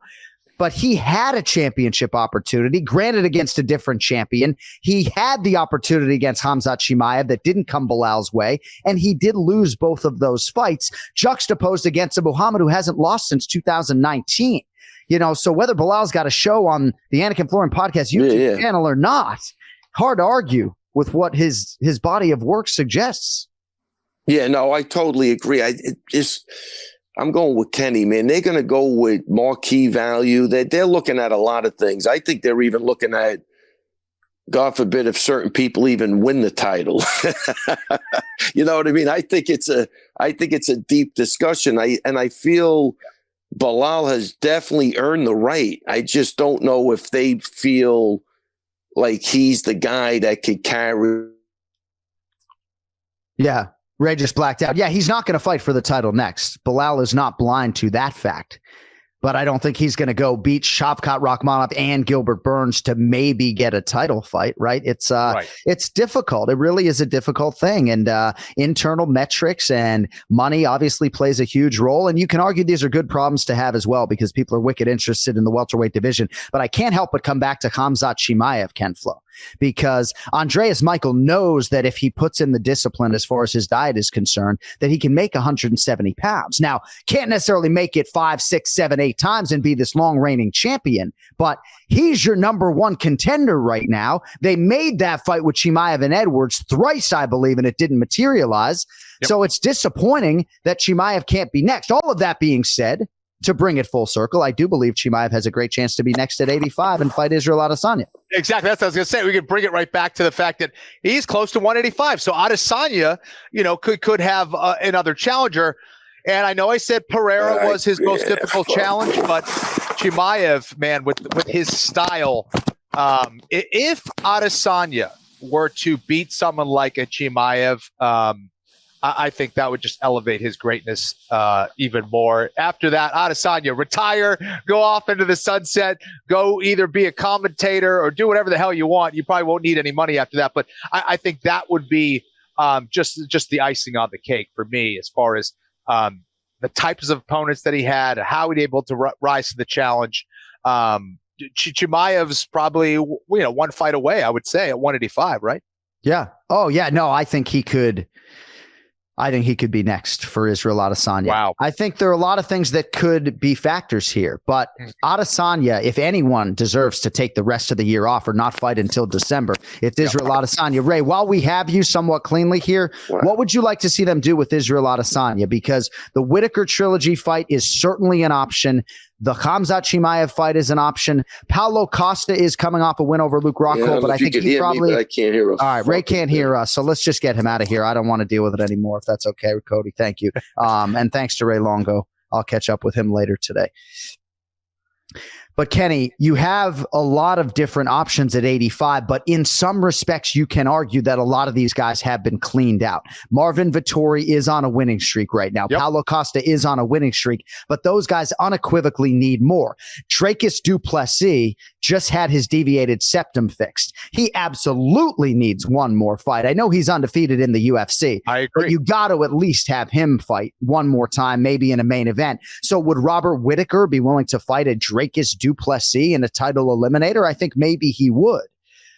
But I just don't know what's going to happen with Khamzat Chimaev. He has suggested Abu Dhabi. Would they do Adesanya and Chimaev in October in Abu Dhabi? Perhaps. But this is the first time in Adesanya's career where he hasn't had any desire to spin it forward on Fight Night.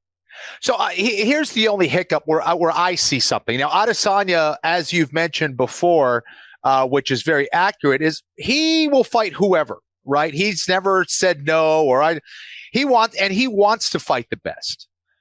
But for a guy like Adesanya, considering everything he has done in that division, I would think, and I would do the same thing, to be honest, say, hey, just fight a top guy at 185. Go fight Robert Whitaker. Prove to everyone else that you are the real deal, that you can beat the elite, and then we'll do it, and we'll have an even bigger fight. You beat Robert Whittaker. You prove that you are truly one of the best at 185. You've proven that you're one of the best at 170, but go and do that against Whittaker. We'll make a big fight. Everybody makes a ton of money, and we'll see what's what. Very interesting.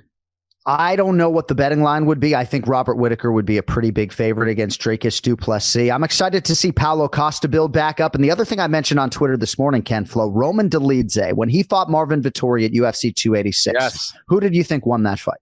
I thought Dolidze did. Okay, so I thought Vettori did, but a lot of people, I would say more people were with you. I was in the minority of those who thought Marvin Vettori had won. But bro, had Roman Dolidze won that fight, he'd probably be the guy because he'd be in the top 3. Yep. I think he would have won 5 in a row in the UFC, has a great style, good matchup for Adesanya.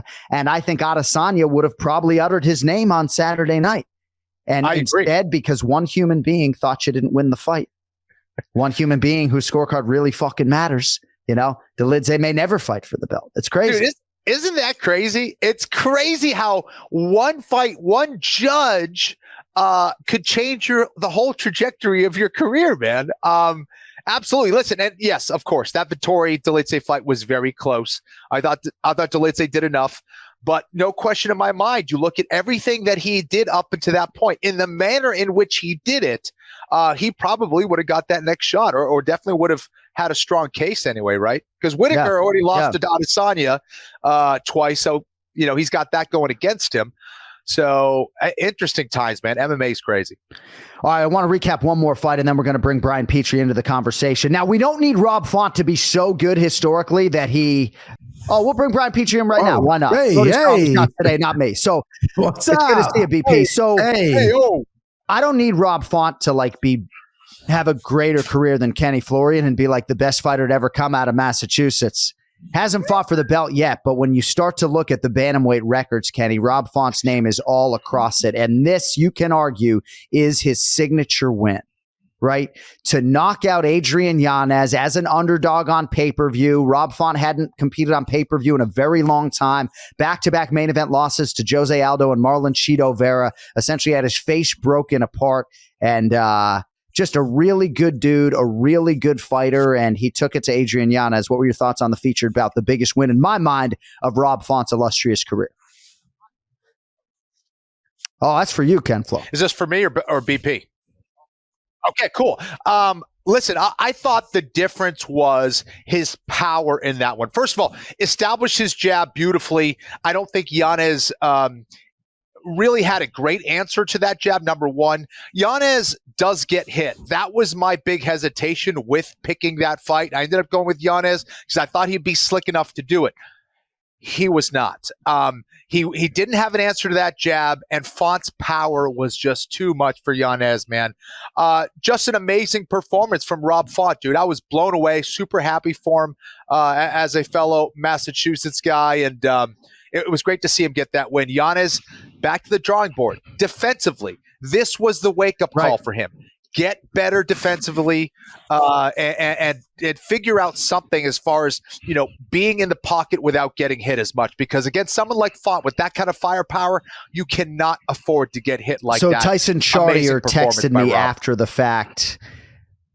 Had to remind everyone we're still here, and that really warmed my heart. I feel really good for those guys. A lot of steam on Adrian Yanez coming into the fight, Brian Petrie. And one of the hardest things for me as a play-by-play announcer is coming back to the host hotel after the post-fight show. One of the first people I see is Adrian Yanez. And what do you say to the guy? And what I said to him, and I believe this to be true, I still think he's one win away from finding himself in a major bantamweight main event against one of these guys potentially ranked 5 or 6 slots above him again, because he has the fan base. He has the appreciation of his fellow fighters. He has the crowd-pleasing style. He has the support of the promotion. What he does not have is a win over the top 6 Rob Font. Yeah, I mean, Rob Font looked amazing. I mean, they just proved levels. I mean, you look at a guy's resume like Rob Font, you look at Adrian Yanez, there's worlds difference. I picked Yanez. I thought, he's the up and coming guy. Font had been hit a lot. Font goes, no, I don't care. Font doesn't wear a punch well, but he ate those punches like Tic Tacs. And with Yanez, the one thing I didn't like about it is after the fight, he apologized. Bro, there's nothing you need to apologize for. Like, I know you're bummed and you feel like you let people down or whatever, but he sent that message out apologizing to people. You're a savage. Like, that was an incredible fight. You're going to be back. You're a good young talent, exciting fight. Everything you said, John. So other than that, it was perfect. I know he got caught. I know he feels let down, but I mean, you fought the biggest competition of your life and you look pretty good. There were some exchanges in there where Yanez won those exchanges. It's just, like Kenny said, defensively was a problem for him. All right, Ken-Flo has a hard out at 1 p.m. Eastern, so we have 28 minutes right now to work through some predictions. But no, we got to talk about UFC 287 a little bit. So I'm going to make you guys shortchange the picks a little bit on the back end. Also, don't forget more on 287 with Evan Longoria later in the week. But there's so much that happened in Miami, and I need to get to Kelvin Gastelum and Chris Curtis here, boys. This was the fight of the night. Certainly a fight that could have gone either way. On the totality of this night, it seemed as though damage was rewarded more than volume in most of these fights. But this one was unanimous for Kelvin Gastelum, 29-28 times 2, and then 30-27 from the dissenting judge. I certainly don't think Kelvin Gastelum won all 3 rounds. Brian Petrie, I'm going to start with you on this. Yes. I got to talk to Chris Curtis about you. I think he might actually like you more than I do. I never thought I could find someone who was more pro Petrie than me. But a disappointing result for your guy. But by and large, this was a good night for him overall. 100%. Yeah, listen, I'm so proud of him, what he's accomplished. I talked to him after the fight. I usually give him space. I mean, this is the biggest fight of his career. He knew that. Biggest name of his career, and he's pretty bummed. There's no doubt about it. Listen, no one's going to want to hear my opinion because I'm super biased and everything. I watched the fight 5 times, okay? Initial viewing, I thought Kelvin won 1 and 2, right? Now, when you go through with a fine-tooth comb and the judges don't have that luxury, I can see an argument for Chris in that second round. Third round was all Chris. That 30-27 score, I think, is outrageous. Third round was Chris's. First round was all Kelvin. Second round, you got that headbutt, which is so unfortunate. Chris was flashed. Chris woke up on the ground and said, wait, why is my coach standing? Oh, wait, I'm on the fucking ground. I better get up. He was flashed out. He didn't remember anything. Wow. Yeah, so he got up and was just on autopilot and really battled back that second round. So that's just kind of the unfortunate part of the game, is because obviously it wasn't on purpose. It was a weird collision that happens. The ref didn't see it. The judges didn't see it. I didn't see it live until you guys mentioned it on your replay. You said you guys got an ISO of it. But I'm just so proud of the guy from what he's came and what he's done. And listen, I mean, you can't base a fight on stats, but if you look at the stats, Chris outstruck him. Chris worked that body. Listen, Kelvin is a different dude. I've been on the end of those body shots and they hurt. And Chris was digging to that body. I don't know who was going to beat Kelvin that night. Kelvin looked like a man on a mission. He looked fantastic. I'm not even upset about my guy because he got paid. I know he's upset because he feels like he's the best in the world and he wants to go out there and prove it, and he feels like he didn't prove it. But I think he just proved, hey, I belong here, because that was the best Kelvin we've seen in a very long time. And this is a guy who took Adesanya 5 rounds and was 2-2 going in the 5th. So there's no shame in this fight whatsoever. I'm glad he got paid. Hopefully he kind of shakes off this emotion that he's got right now, but couldn't be happier for him. Kelvin Gastelum's got a lot of confidence in that new training room, Santino DeFranco and Eddie Cha, and you really felt like he was going to rise to the occasion with his back up against the proverbial wall, and KG did that and then some, I thought. Well, it's rare that he doesn't. He always shows up to fight, and he's going to fight hard. Mentally, you're not going to really get Kelvin down. Physically, he may come in with issues and things like that, but since his Ultimate Fighter finale debut, this was a guy that when the lights come on, he shows up. And I thought this was a great performance for him. I don't think this was the best Kelvin Gastelum that we've ever seen, but I thought it was the best Kelvin Gastelum that we've seen in a long time, like Brian said. And he showed up when he needed to. Chris Curtis looked like he was on point, was landing some big shots. And I told you, that freaking horse neck is Kelvin Gastelum, dude. It's just unbelievable that at this stage of the game, with all the fights that he's had and all the wars, that freaking chin of his can still take that kind of power. It's amazing. But what a fight, dude. And chins so well on both sides. I know we give credit to Chris Curtis for rolling with the punches, but he ate a lot of shots cleanly and seemed no worse for wear. All right, I want to talk to you guys quickly about Christian Rodriguez humbling Raul Rosas Jr. by unanimous decision. I got to have dinner with Bilal Muhammad and Jared Gordon, and you should hear these guys, Kenny, talk about C-Rod and just how problematic this kid is in training. Only 25 years old, just a lot more high-level mixed martial arts experience for him coming in against Rosas Jr., and I was a fucking idiot when I was 27, never mind 18, kicking off a pay-per-view in Miami. So, Kenny, I do think that even though this is a pretty mature and wise young man, he's still 18. I think he's overconfident, and I think this is really going to be a valuable night for him when he looks back 5 or 7 years down the line. Yeah, this was humble pie, right? This was a kid, 18 years old. He was talking about how he beat up Aljo in like training. This guy going in the octagon. I mean, it'd be like this guy in the fucking octagon. I love it.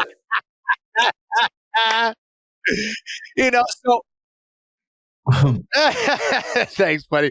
I think that this was his opportunity. I hope if he's smart enough to go, I got way more work to do. The training room's the training room. A fight's a fight. I need to learn way more in this game. He was exposed. I didn't doubt the skills of Rodriguez. What I did doubt a little bit was him being able to deal with the pressure. And what I saw in Rodriguez was a guy who was very steady emotionally, who stayed calm when he needed to, who could weather the storm and come back. After round one, when I saw him go back to the stool, I go, oh shit, he's going to win this fight. Even after he got his back taken, I was like, he's going to be able to deal with this. Rosas, that's all Rosas has at this point. Rosas needs to get better. He needs to improve his wrestling. He needs to improve his jiu-jitsu. He needs to improve his striking for sure. He's just not there yet. That was a bad fight for him. It was a little bit too much at this stage of his career. He needs to go back to the training room, get better technically, and just reevaluate. Humble pie is great, especially for a kid 18 years old. I would have been shitting my pants. Actually, I wouldn't have been talented or good enough to be in the octagon at 18 years old, if I'm being honest. So kudos to him for being there, but I hope he learns from this, gets better, him and his team, and I'm sure Brian, anything on Rosas Jr.? Kenny nailed everything. I just love the fuck you parade that C-Rod's going on. He goes, I have no takedown defense, double middle finger, and I retweeted that because that is how I broke the fight down. I was like, he's been taken down 10 times. He looked great.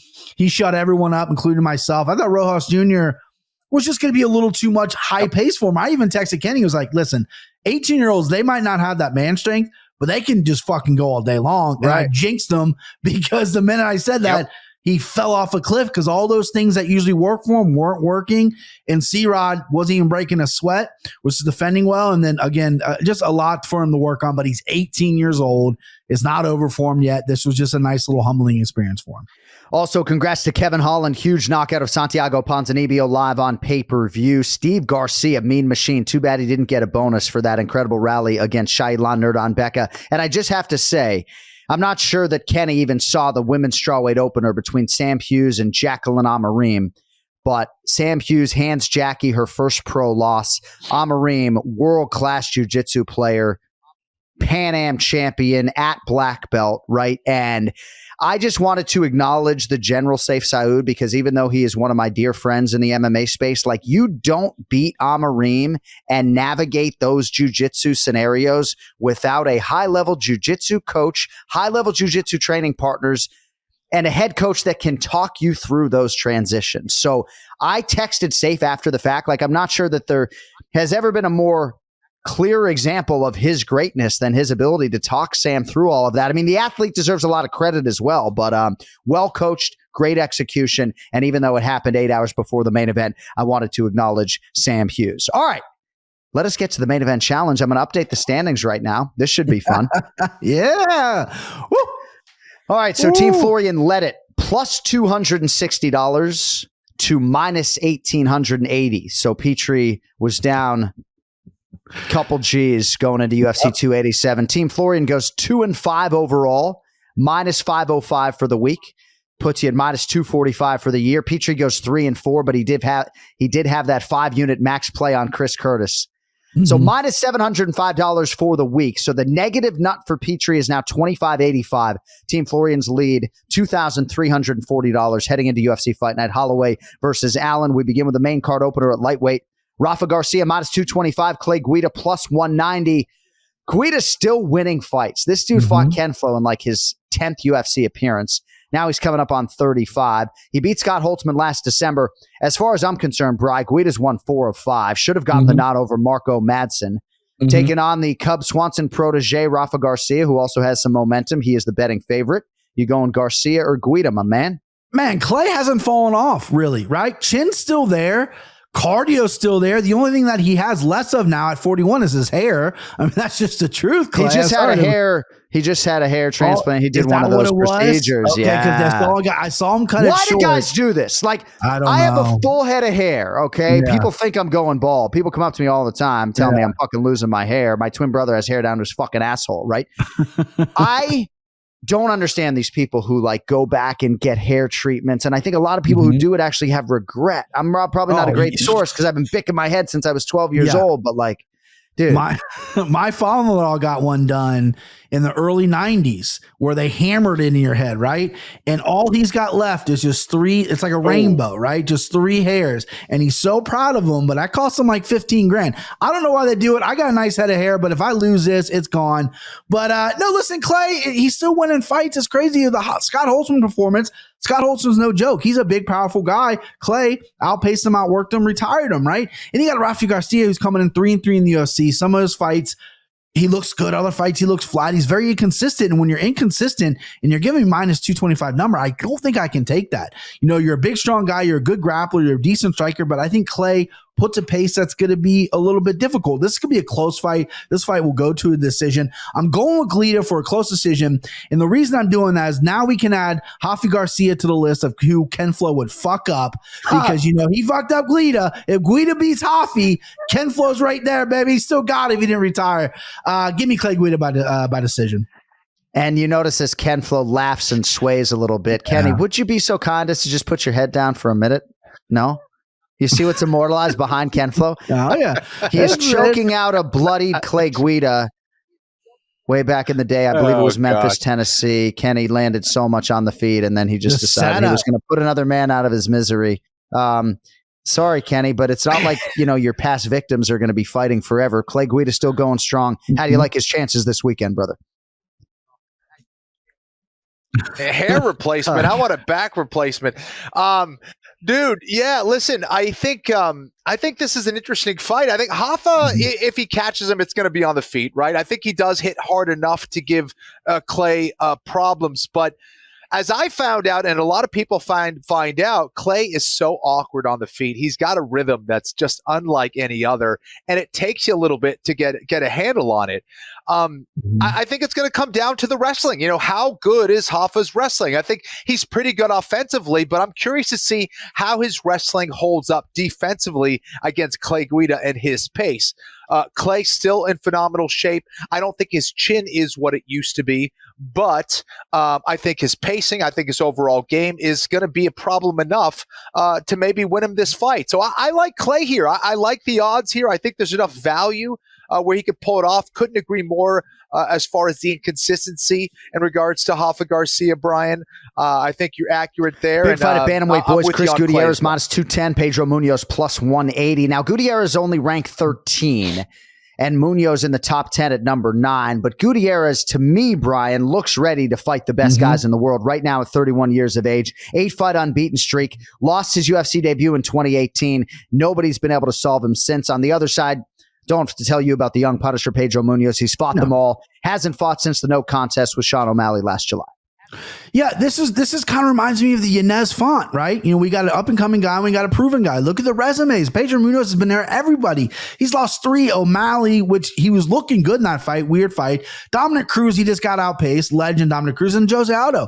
This guy's been in there. You can't finish him. He's got good jiu-jitsu. I like to see him mix it up because Gutierrez can give up a takedown here and there. Gutierrez's leg kicks are deadly. His striking's good, but it's a difference when Pedro Munoz is fighting Dominic Cruz and Jose Aldo and Chris Gutierrez is fighting Dana Bakary. Baccarat. No disrespect to Donna Baccarat, but there are levels to this.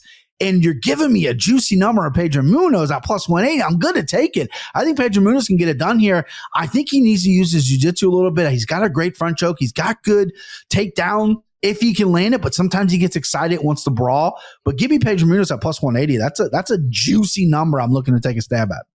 Both guys who really know their way around a leg kick. Ken-Flo, Gutierrez, Munoz. Who do you like?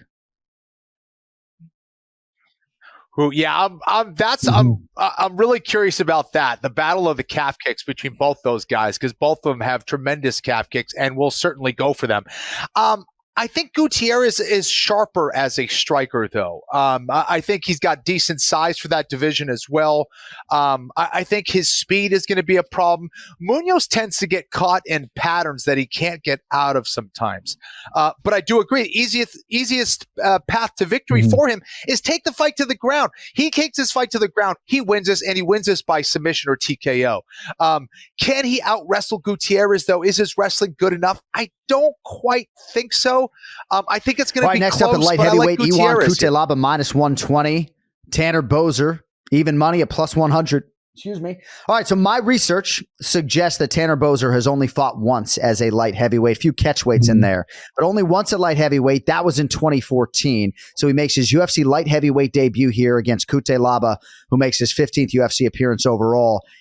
And I lean into Instagram photos a little bit too much, but I think Tanner Boser looks like he's done a lot of the right work. Looks like might even have a six-pack, if I'm not mistaken. Brian Petrie, Tanner Boser, Iwan Cutelaba, which way you going? Listen, I always fall into the Iwan Cutelaba trap. I go, if he could just grapple, because Tanner Boser's been exposed in the grappling. Last time out against Nascimento, it's like I had a lot of shekels on Tanner Boser. I thought he was going to run through Nascimento, just couldn't get up, which is getting bullied in there. I like the cut to 205 here. I love the Kentucky waterfall that he always rocks there, Tanner Boser. I like that. I like Tanner Boser. I think the volume's going to be big here. And Cutelaba's just a wild man. You can't trust him, even with this nice number. You know, I figured it would be a little flip. So I actually think you're getting a better number on Tanner Boser. A lot of question marks around him at 205, but give me Tanner Boser here. Bulldog Boser. Let's go. All right, Brian Petrie likes Tanner Boser plus 100. Hey, can you say Betch's last name? Can you say Betch again for me? Her full name. Betch Correa. You got to sing it. It's like, you got to sing it. Thank you, Kenny. That's actually better than last time, though. That was good. That video Cody put together with your Betchko. Hey, I watched that. I don't even want to tell people how many times I watched that. Ken-Flo, Cutelaba, Boser. Which way are you going, Ken-Flo? Boser, Cutelaba? Do you have a pick for us? We have a frozen flow. Uh-oh. Brian, what were you going to say, by the way, before I so rudely cut you off? No, my kid watches that all the time. It's on my phone, and she takes my phone, and she just loves it. It's so funny. Yeah. All right, well, we're going to wait on a prediction from Kenny for Cutelaba and Tanner Boser, but in the nature of time, I'm going to stay in the division and move on to 205 pounds. Dustin Jacoby is minus 180. Azamat Murzakanov is plus 155, one of the better light heavyweights that a lot of the casual fans don't know about. Jacoby coming off a split loss to Khalil Roundtree Jr. last October. Murzakanov 12-0, a couple of stoppage wins in the UFC already. Big test for him here against the credentialed Dustin Jacoby. Yeah, listen, Murzakonov's a guy that came in the UFC that I was hyped about, and then he fell a little flat. Saved his debut with a flying knee in the third round, and the Devin Clark fight was very kind of odd, slow pace, and he peaked Devin Clark up, knocked him out in the third round as well. Dustin Jacoby, I think, is underappreciated. I think this guy is the real deal. Has good boxing, has good volume, fought high-level kickboxers, fought Alex Pereira. This guy is the real deal, and he stays in shape. He's willing to take fights on short notice. He's big. He's a guy that just doesn't get talked about enough. I think he got robbed in the Roundtree fight. I had Jacoby in that fight. I like Jacoby here. This is a solid pick for me. I'm not going to lock him up because Murzakanov hasn't tasted defeat yet. He is a Russian. He can wrestle. We haven't seen it yet, but he can do that. Jacoby is really shoring up his takedown defense, but I like Jacoby here. I think he outpaces him. I think it's going to be a decision win here. Volume kills in this fight for me. Yeah, you hit on a lot of important points there, and I think chief among them, I guess, for me, really thought he did enough to beat Roundtree Jr. And then all of a sudden the long winning streak's still in tow and you're getting a different type opponent. So we'll see how it goes for Jacoby this weekend, but Petrie likes him at minus 180. All right, we are going to get a co-main event selection from you, and then I'll back roll it with Ken-Flo when he is back online. So Billy Quarantello, what a fight. Minus 170. Edson Barboza plus 145. So Quarantello is 34 years of age. Don't let the babyface fool you. Now's got to be the time to contend. He's 5-2 in the UFC, stopped Alexander Hernandez last December, and now he's getting the big fight on which careers in theory are built, taking on Barboza, who makes his 28th UFC appearance. Barboza in search of his first win since he got Shane Burgos back in 2021. That's a common opponent, and they fought Shane Burgos within 5 months of each other. Barboza first, and then in a big spot, obviously, for Burgos after that bad loss to Barboza, was able to get the best of Billy Q a few months later. How do you see the co-main event? Brian Petrie, Quarantello the favorite, Barboza the dog. I love this fight, and when I first saw it, my instincts tell me Barboza at that plus money. Man, this guy's the real deal. He is 37 now. He's starting to wear it a little bit, right? And Billy Q is a guy that he just wants the opportunity. This guy just wants the fight. Cardio, no problem. Toughness, no problem. I don't think he's great anywhere, but he puts it together so well. And I remember the Spike Carlisle fight, which is just incredible. That really, to me, brought him out and really showed who Billy Q was. So as much as I want to dance with Barboza at this plus money, I think Billy Q's pressure is going to be too much for Barboza. I think Barboza's going to be really good and dangerous on the outside. Those body kicks are nasty. There always will be. But I think Billy Q just be in his face. And this guy's a Buffalo Bills fan. This guy doesn't fuck around. He jumps through tables, right? So he's going to be in this dude's face, and he might break him late. I mean, I might sprinkle third round TKO or something, but I'm thinking it's just going to be a pace that Edson can't keep up with. Give me Billy Q. You look like a Billy. I look like a Billy? You do. I was going to be a Chris until 3 days before I was born. You also look like a Chris. Really? Okay. Yeah. And just so the parents out there know, I just censored myself twice. I really want to say you look like a fucking Billy, and you really look like a fucking Chris. Yeah, my dad wanted Chris, and my mom like 2 days like because we didn't know about. I have two older sisters, and they didn't want to find out with me, so I was going to be Emily or Chris, and then now I'm Brian. So here we are. All right. Yeah. Kenny, I just need to get a couple of light heavyweight picks on the record. I don't need your analysis, and then you can do a deep dive on the co-main event. You going Cutelaba minus 120 or Tanner Boser plus 100? Yeah, this is tough. Cutelaba, he's inconsistent, and Tanner Boser also inconsistent. So I'm just going to go with Boser here, and I'm going to go with the underdog in the next one, Azamat Murzakanov. I think he's got a left hand from hell you got to watch out for, and he can mix things up with his takedown. So I'm going with Murzakanov. And what do you make of this co-main event? Betting lines suggest this is two fighters going in opposite directions. Some people suggest always bet on cardio, and while Barboza's is great, Quarantello's is as good as anyone's in this division. What do you think about the co-main event, Ken-Flo? And ultimately, we'll need a selection. Yeah, cardio is one thing, but cardio and durability is quite another, and that is Billy Q. I just think his ability to pressure and stay in there, and Barboza tends to fold as the fight goes on. He can be overwhelmed, and I think Billy Q's that guy that can overwhelm him. So give me Billy Q. All right, main event, and what a main event it is in Kansas City. Max Holloway minus 190, Arnold Allen plus 160. So Max Holloway's win over Calvin Kattar is immortalized behind me. That is the most sensational 5-round performance that I have ever seen in my life. And it wasn't actually all that long ago, but 11 straight main events or title fights for Max Holloway. And that does come with a price. His last 7 fights have gone the full 25 minutes. All of that juxtaposed against Arnold Allen, who made his UFC debut in 2015, 9th year in the UFC, and he's 10-0 in the octagon. So hasn't been able to regularly compete more than 1.5 or so times a year. We'll lead with you, Brian Petrie. Max Holloway minus 190, Arnold Allen plus 160. Who wins this featherweight main event? I mean, what a fight. What a fight. Listen, yeah, you're right. Arnold Allen's inconsistency was really bothering me early in his career. I faded him a bunch of times. I even think I did pick Kattar against him. And then, he looked great. He looked fast. He looked big. He looked strong. I underestimate how actually thick he is for 145, but this is and he's got a great number next to his name. So if you're valuable, you're chasing him, you're up on the night, you want to play, Arnold Allen's there. But again, I'm having a rough year. I'm not having a great year picking fights, and I'm trying to figure out why. And a lot of the times I look at these young guys and I go, young is going to beat the established guys. That really doesn't happen all that much. I mean, I don't have stats in front of me. This happened this weekend. Font proved, hey, I'm an established guy. I've been here. Max Holloway's lost, but he's lost to the best pound-for-pound fighter in the world. I don't care what happened in the Islam fight. Volkanovski's the best pound for pound fight in the world. That's who Max is losing to, right?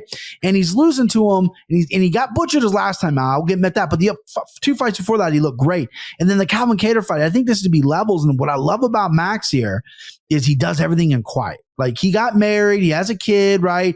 But you don't really know much about his team. He doesn't post a ton of training photos. This dude just getting better, and he's one of the most competitive guys in the UFC. And I think he's coming out here, and I think he's going to be motivated here. I think Arnold Allen cannot stand with him for long. I think Allen's big power, but I think Max eventually will take over this technique. I think Arnold Allen needs to mix it up. Interesting to see if Max can really stop some takedowns. That's something we haven't seen him fight in a while as a grappler. I'm going Max Holloway, even though I like the number Allen. Give me Max. No extra units. I'm gonna play it safe this week, but give me Max. Once you're an established brand, I'm going to start dicking around and calling you Big Gun Billy Petrie, but we got to say it's Brian for now. Brian Petrie likes Max Holloway, Ken-Flo. You going the other way on Arnold Allen, or are you sticking with the older, reliable Max Holloway?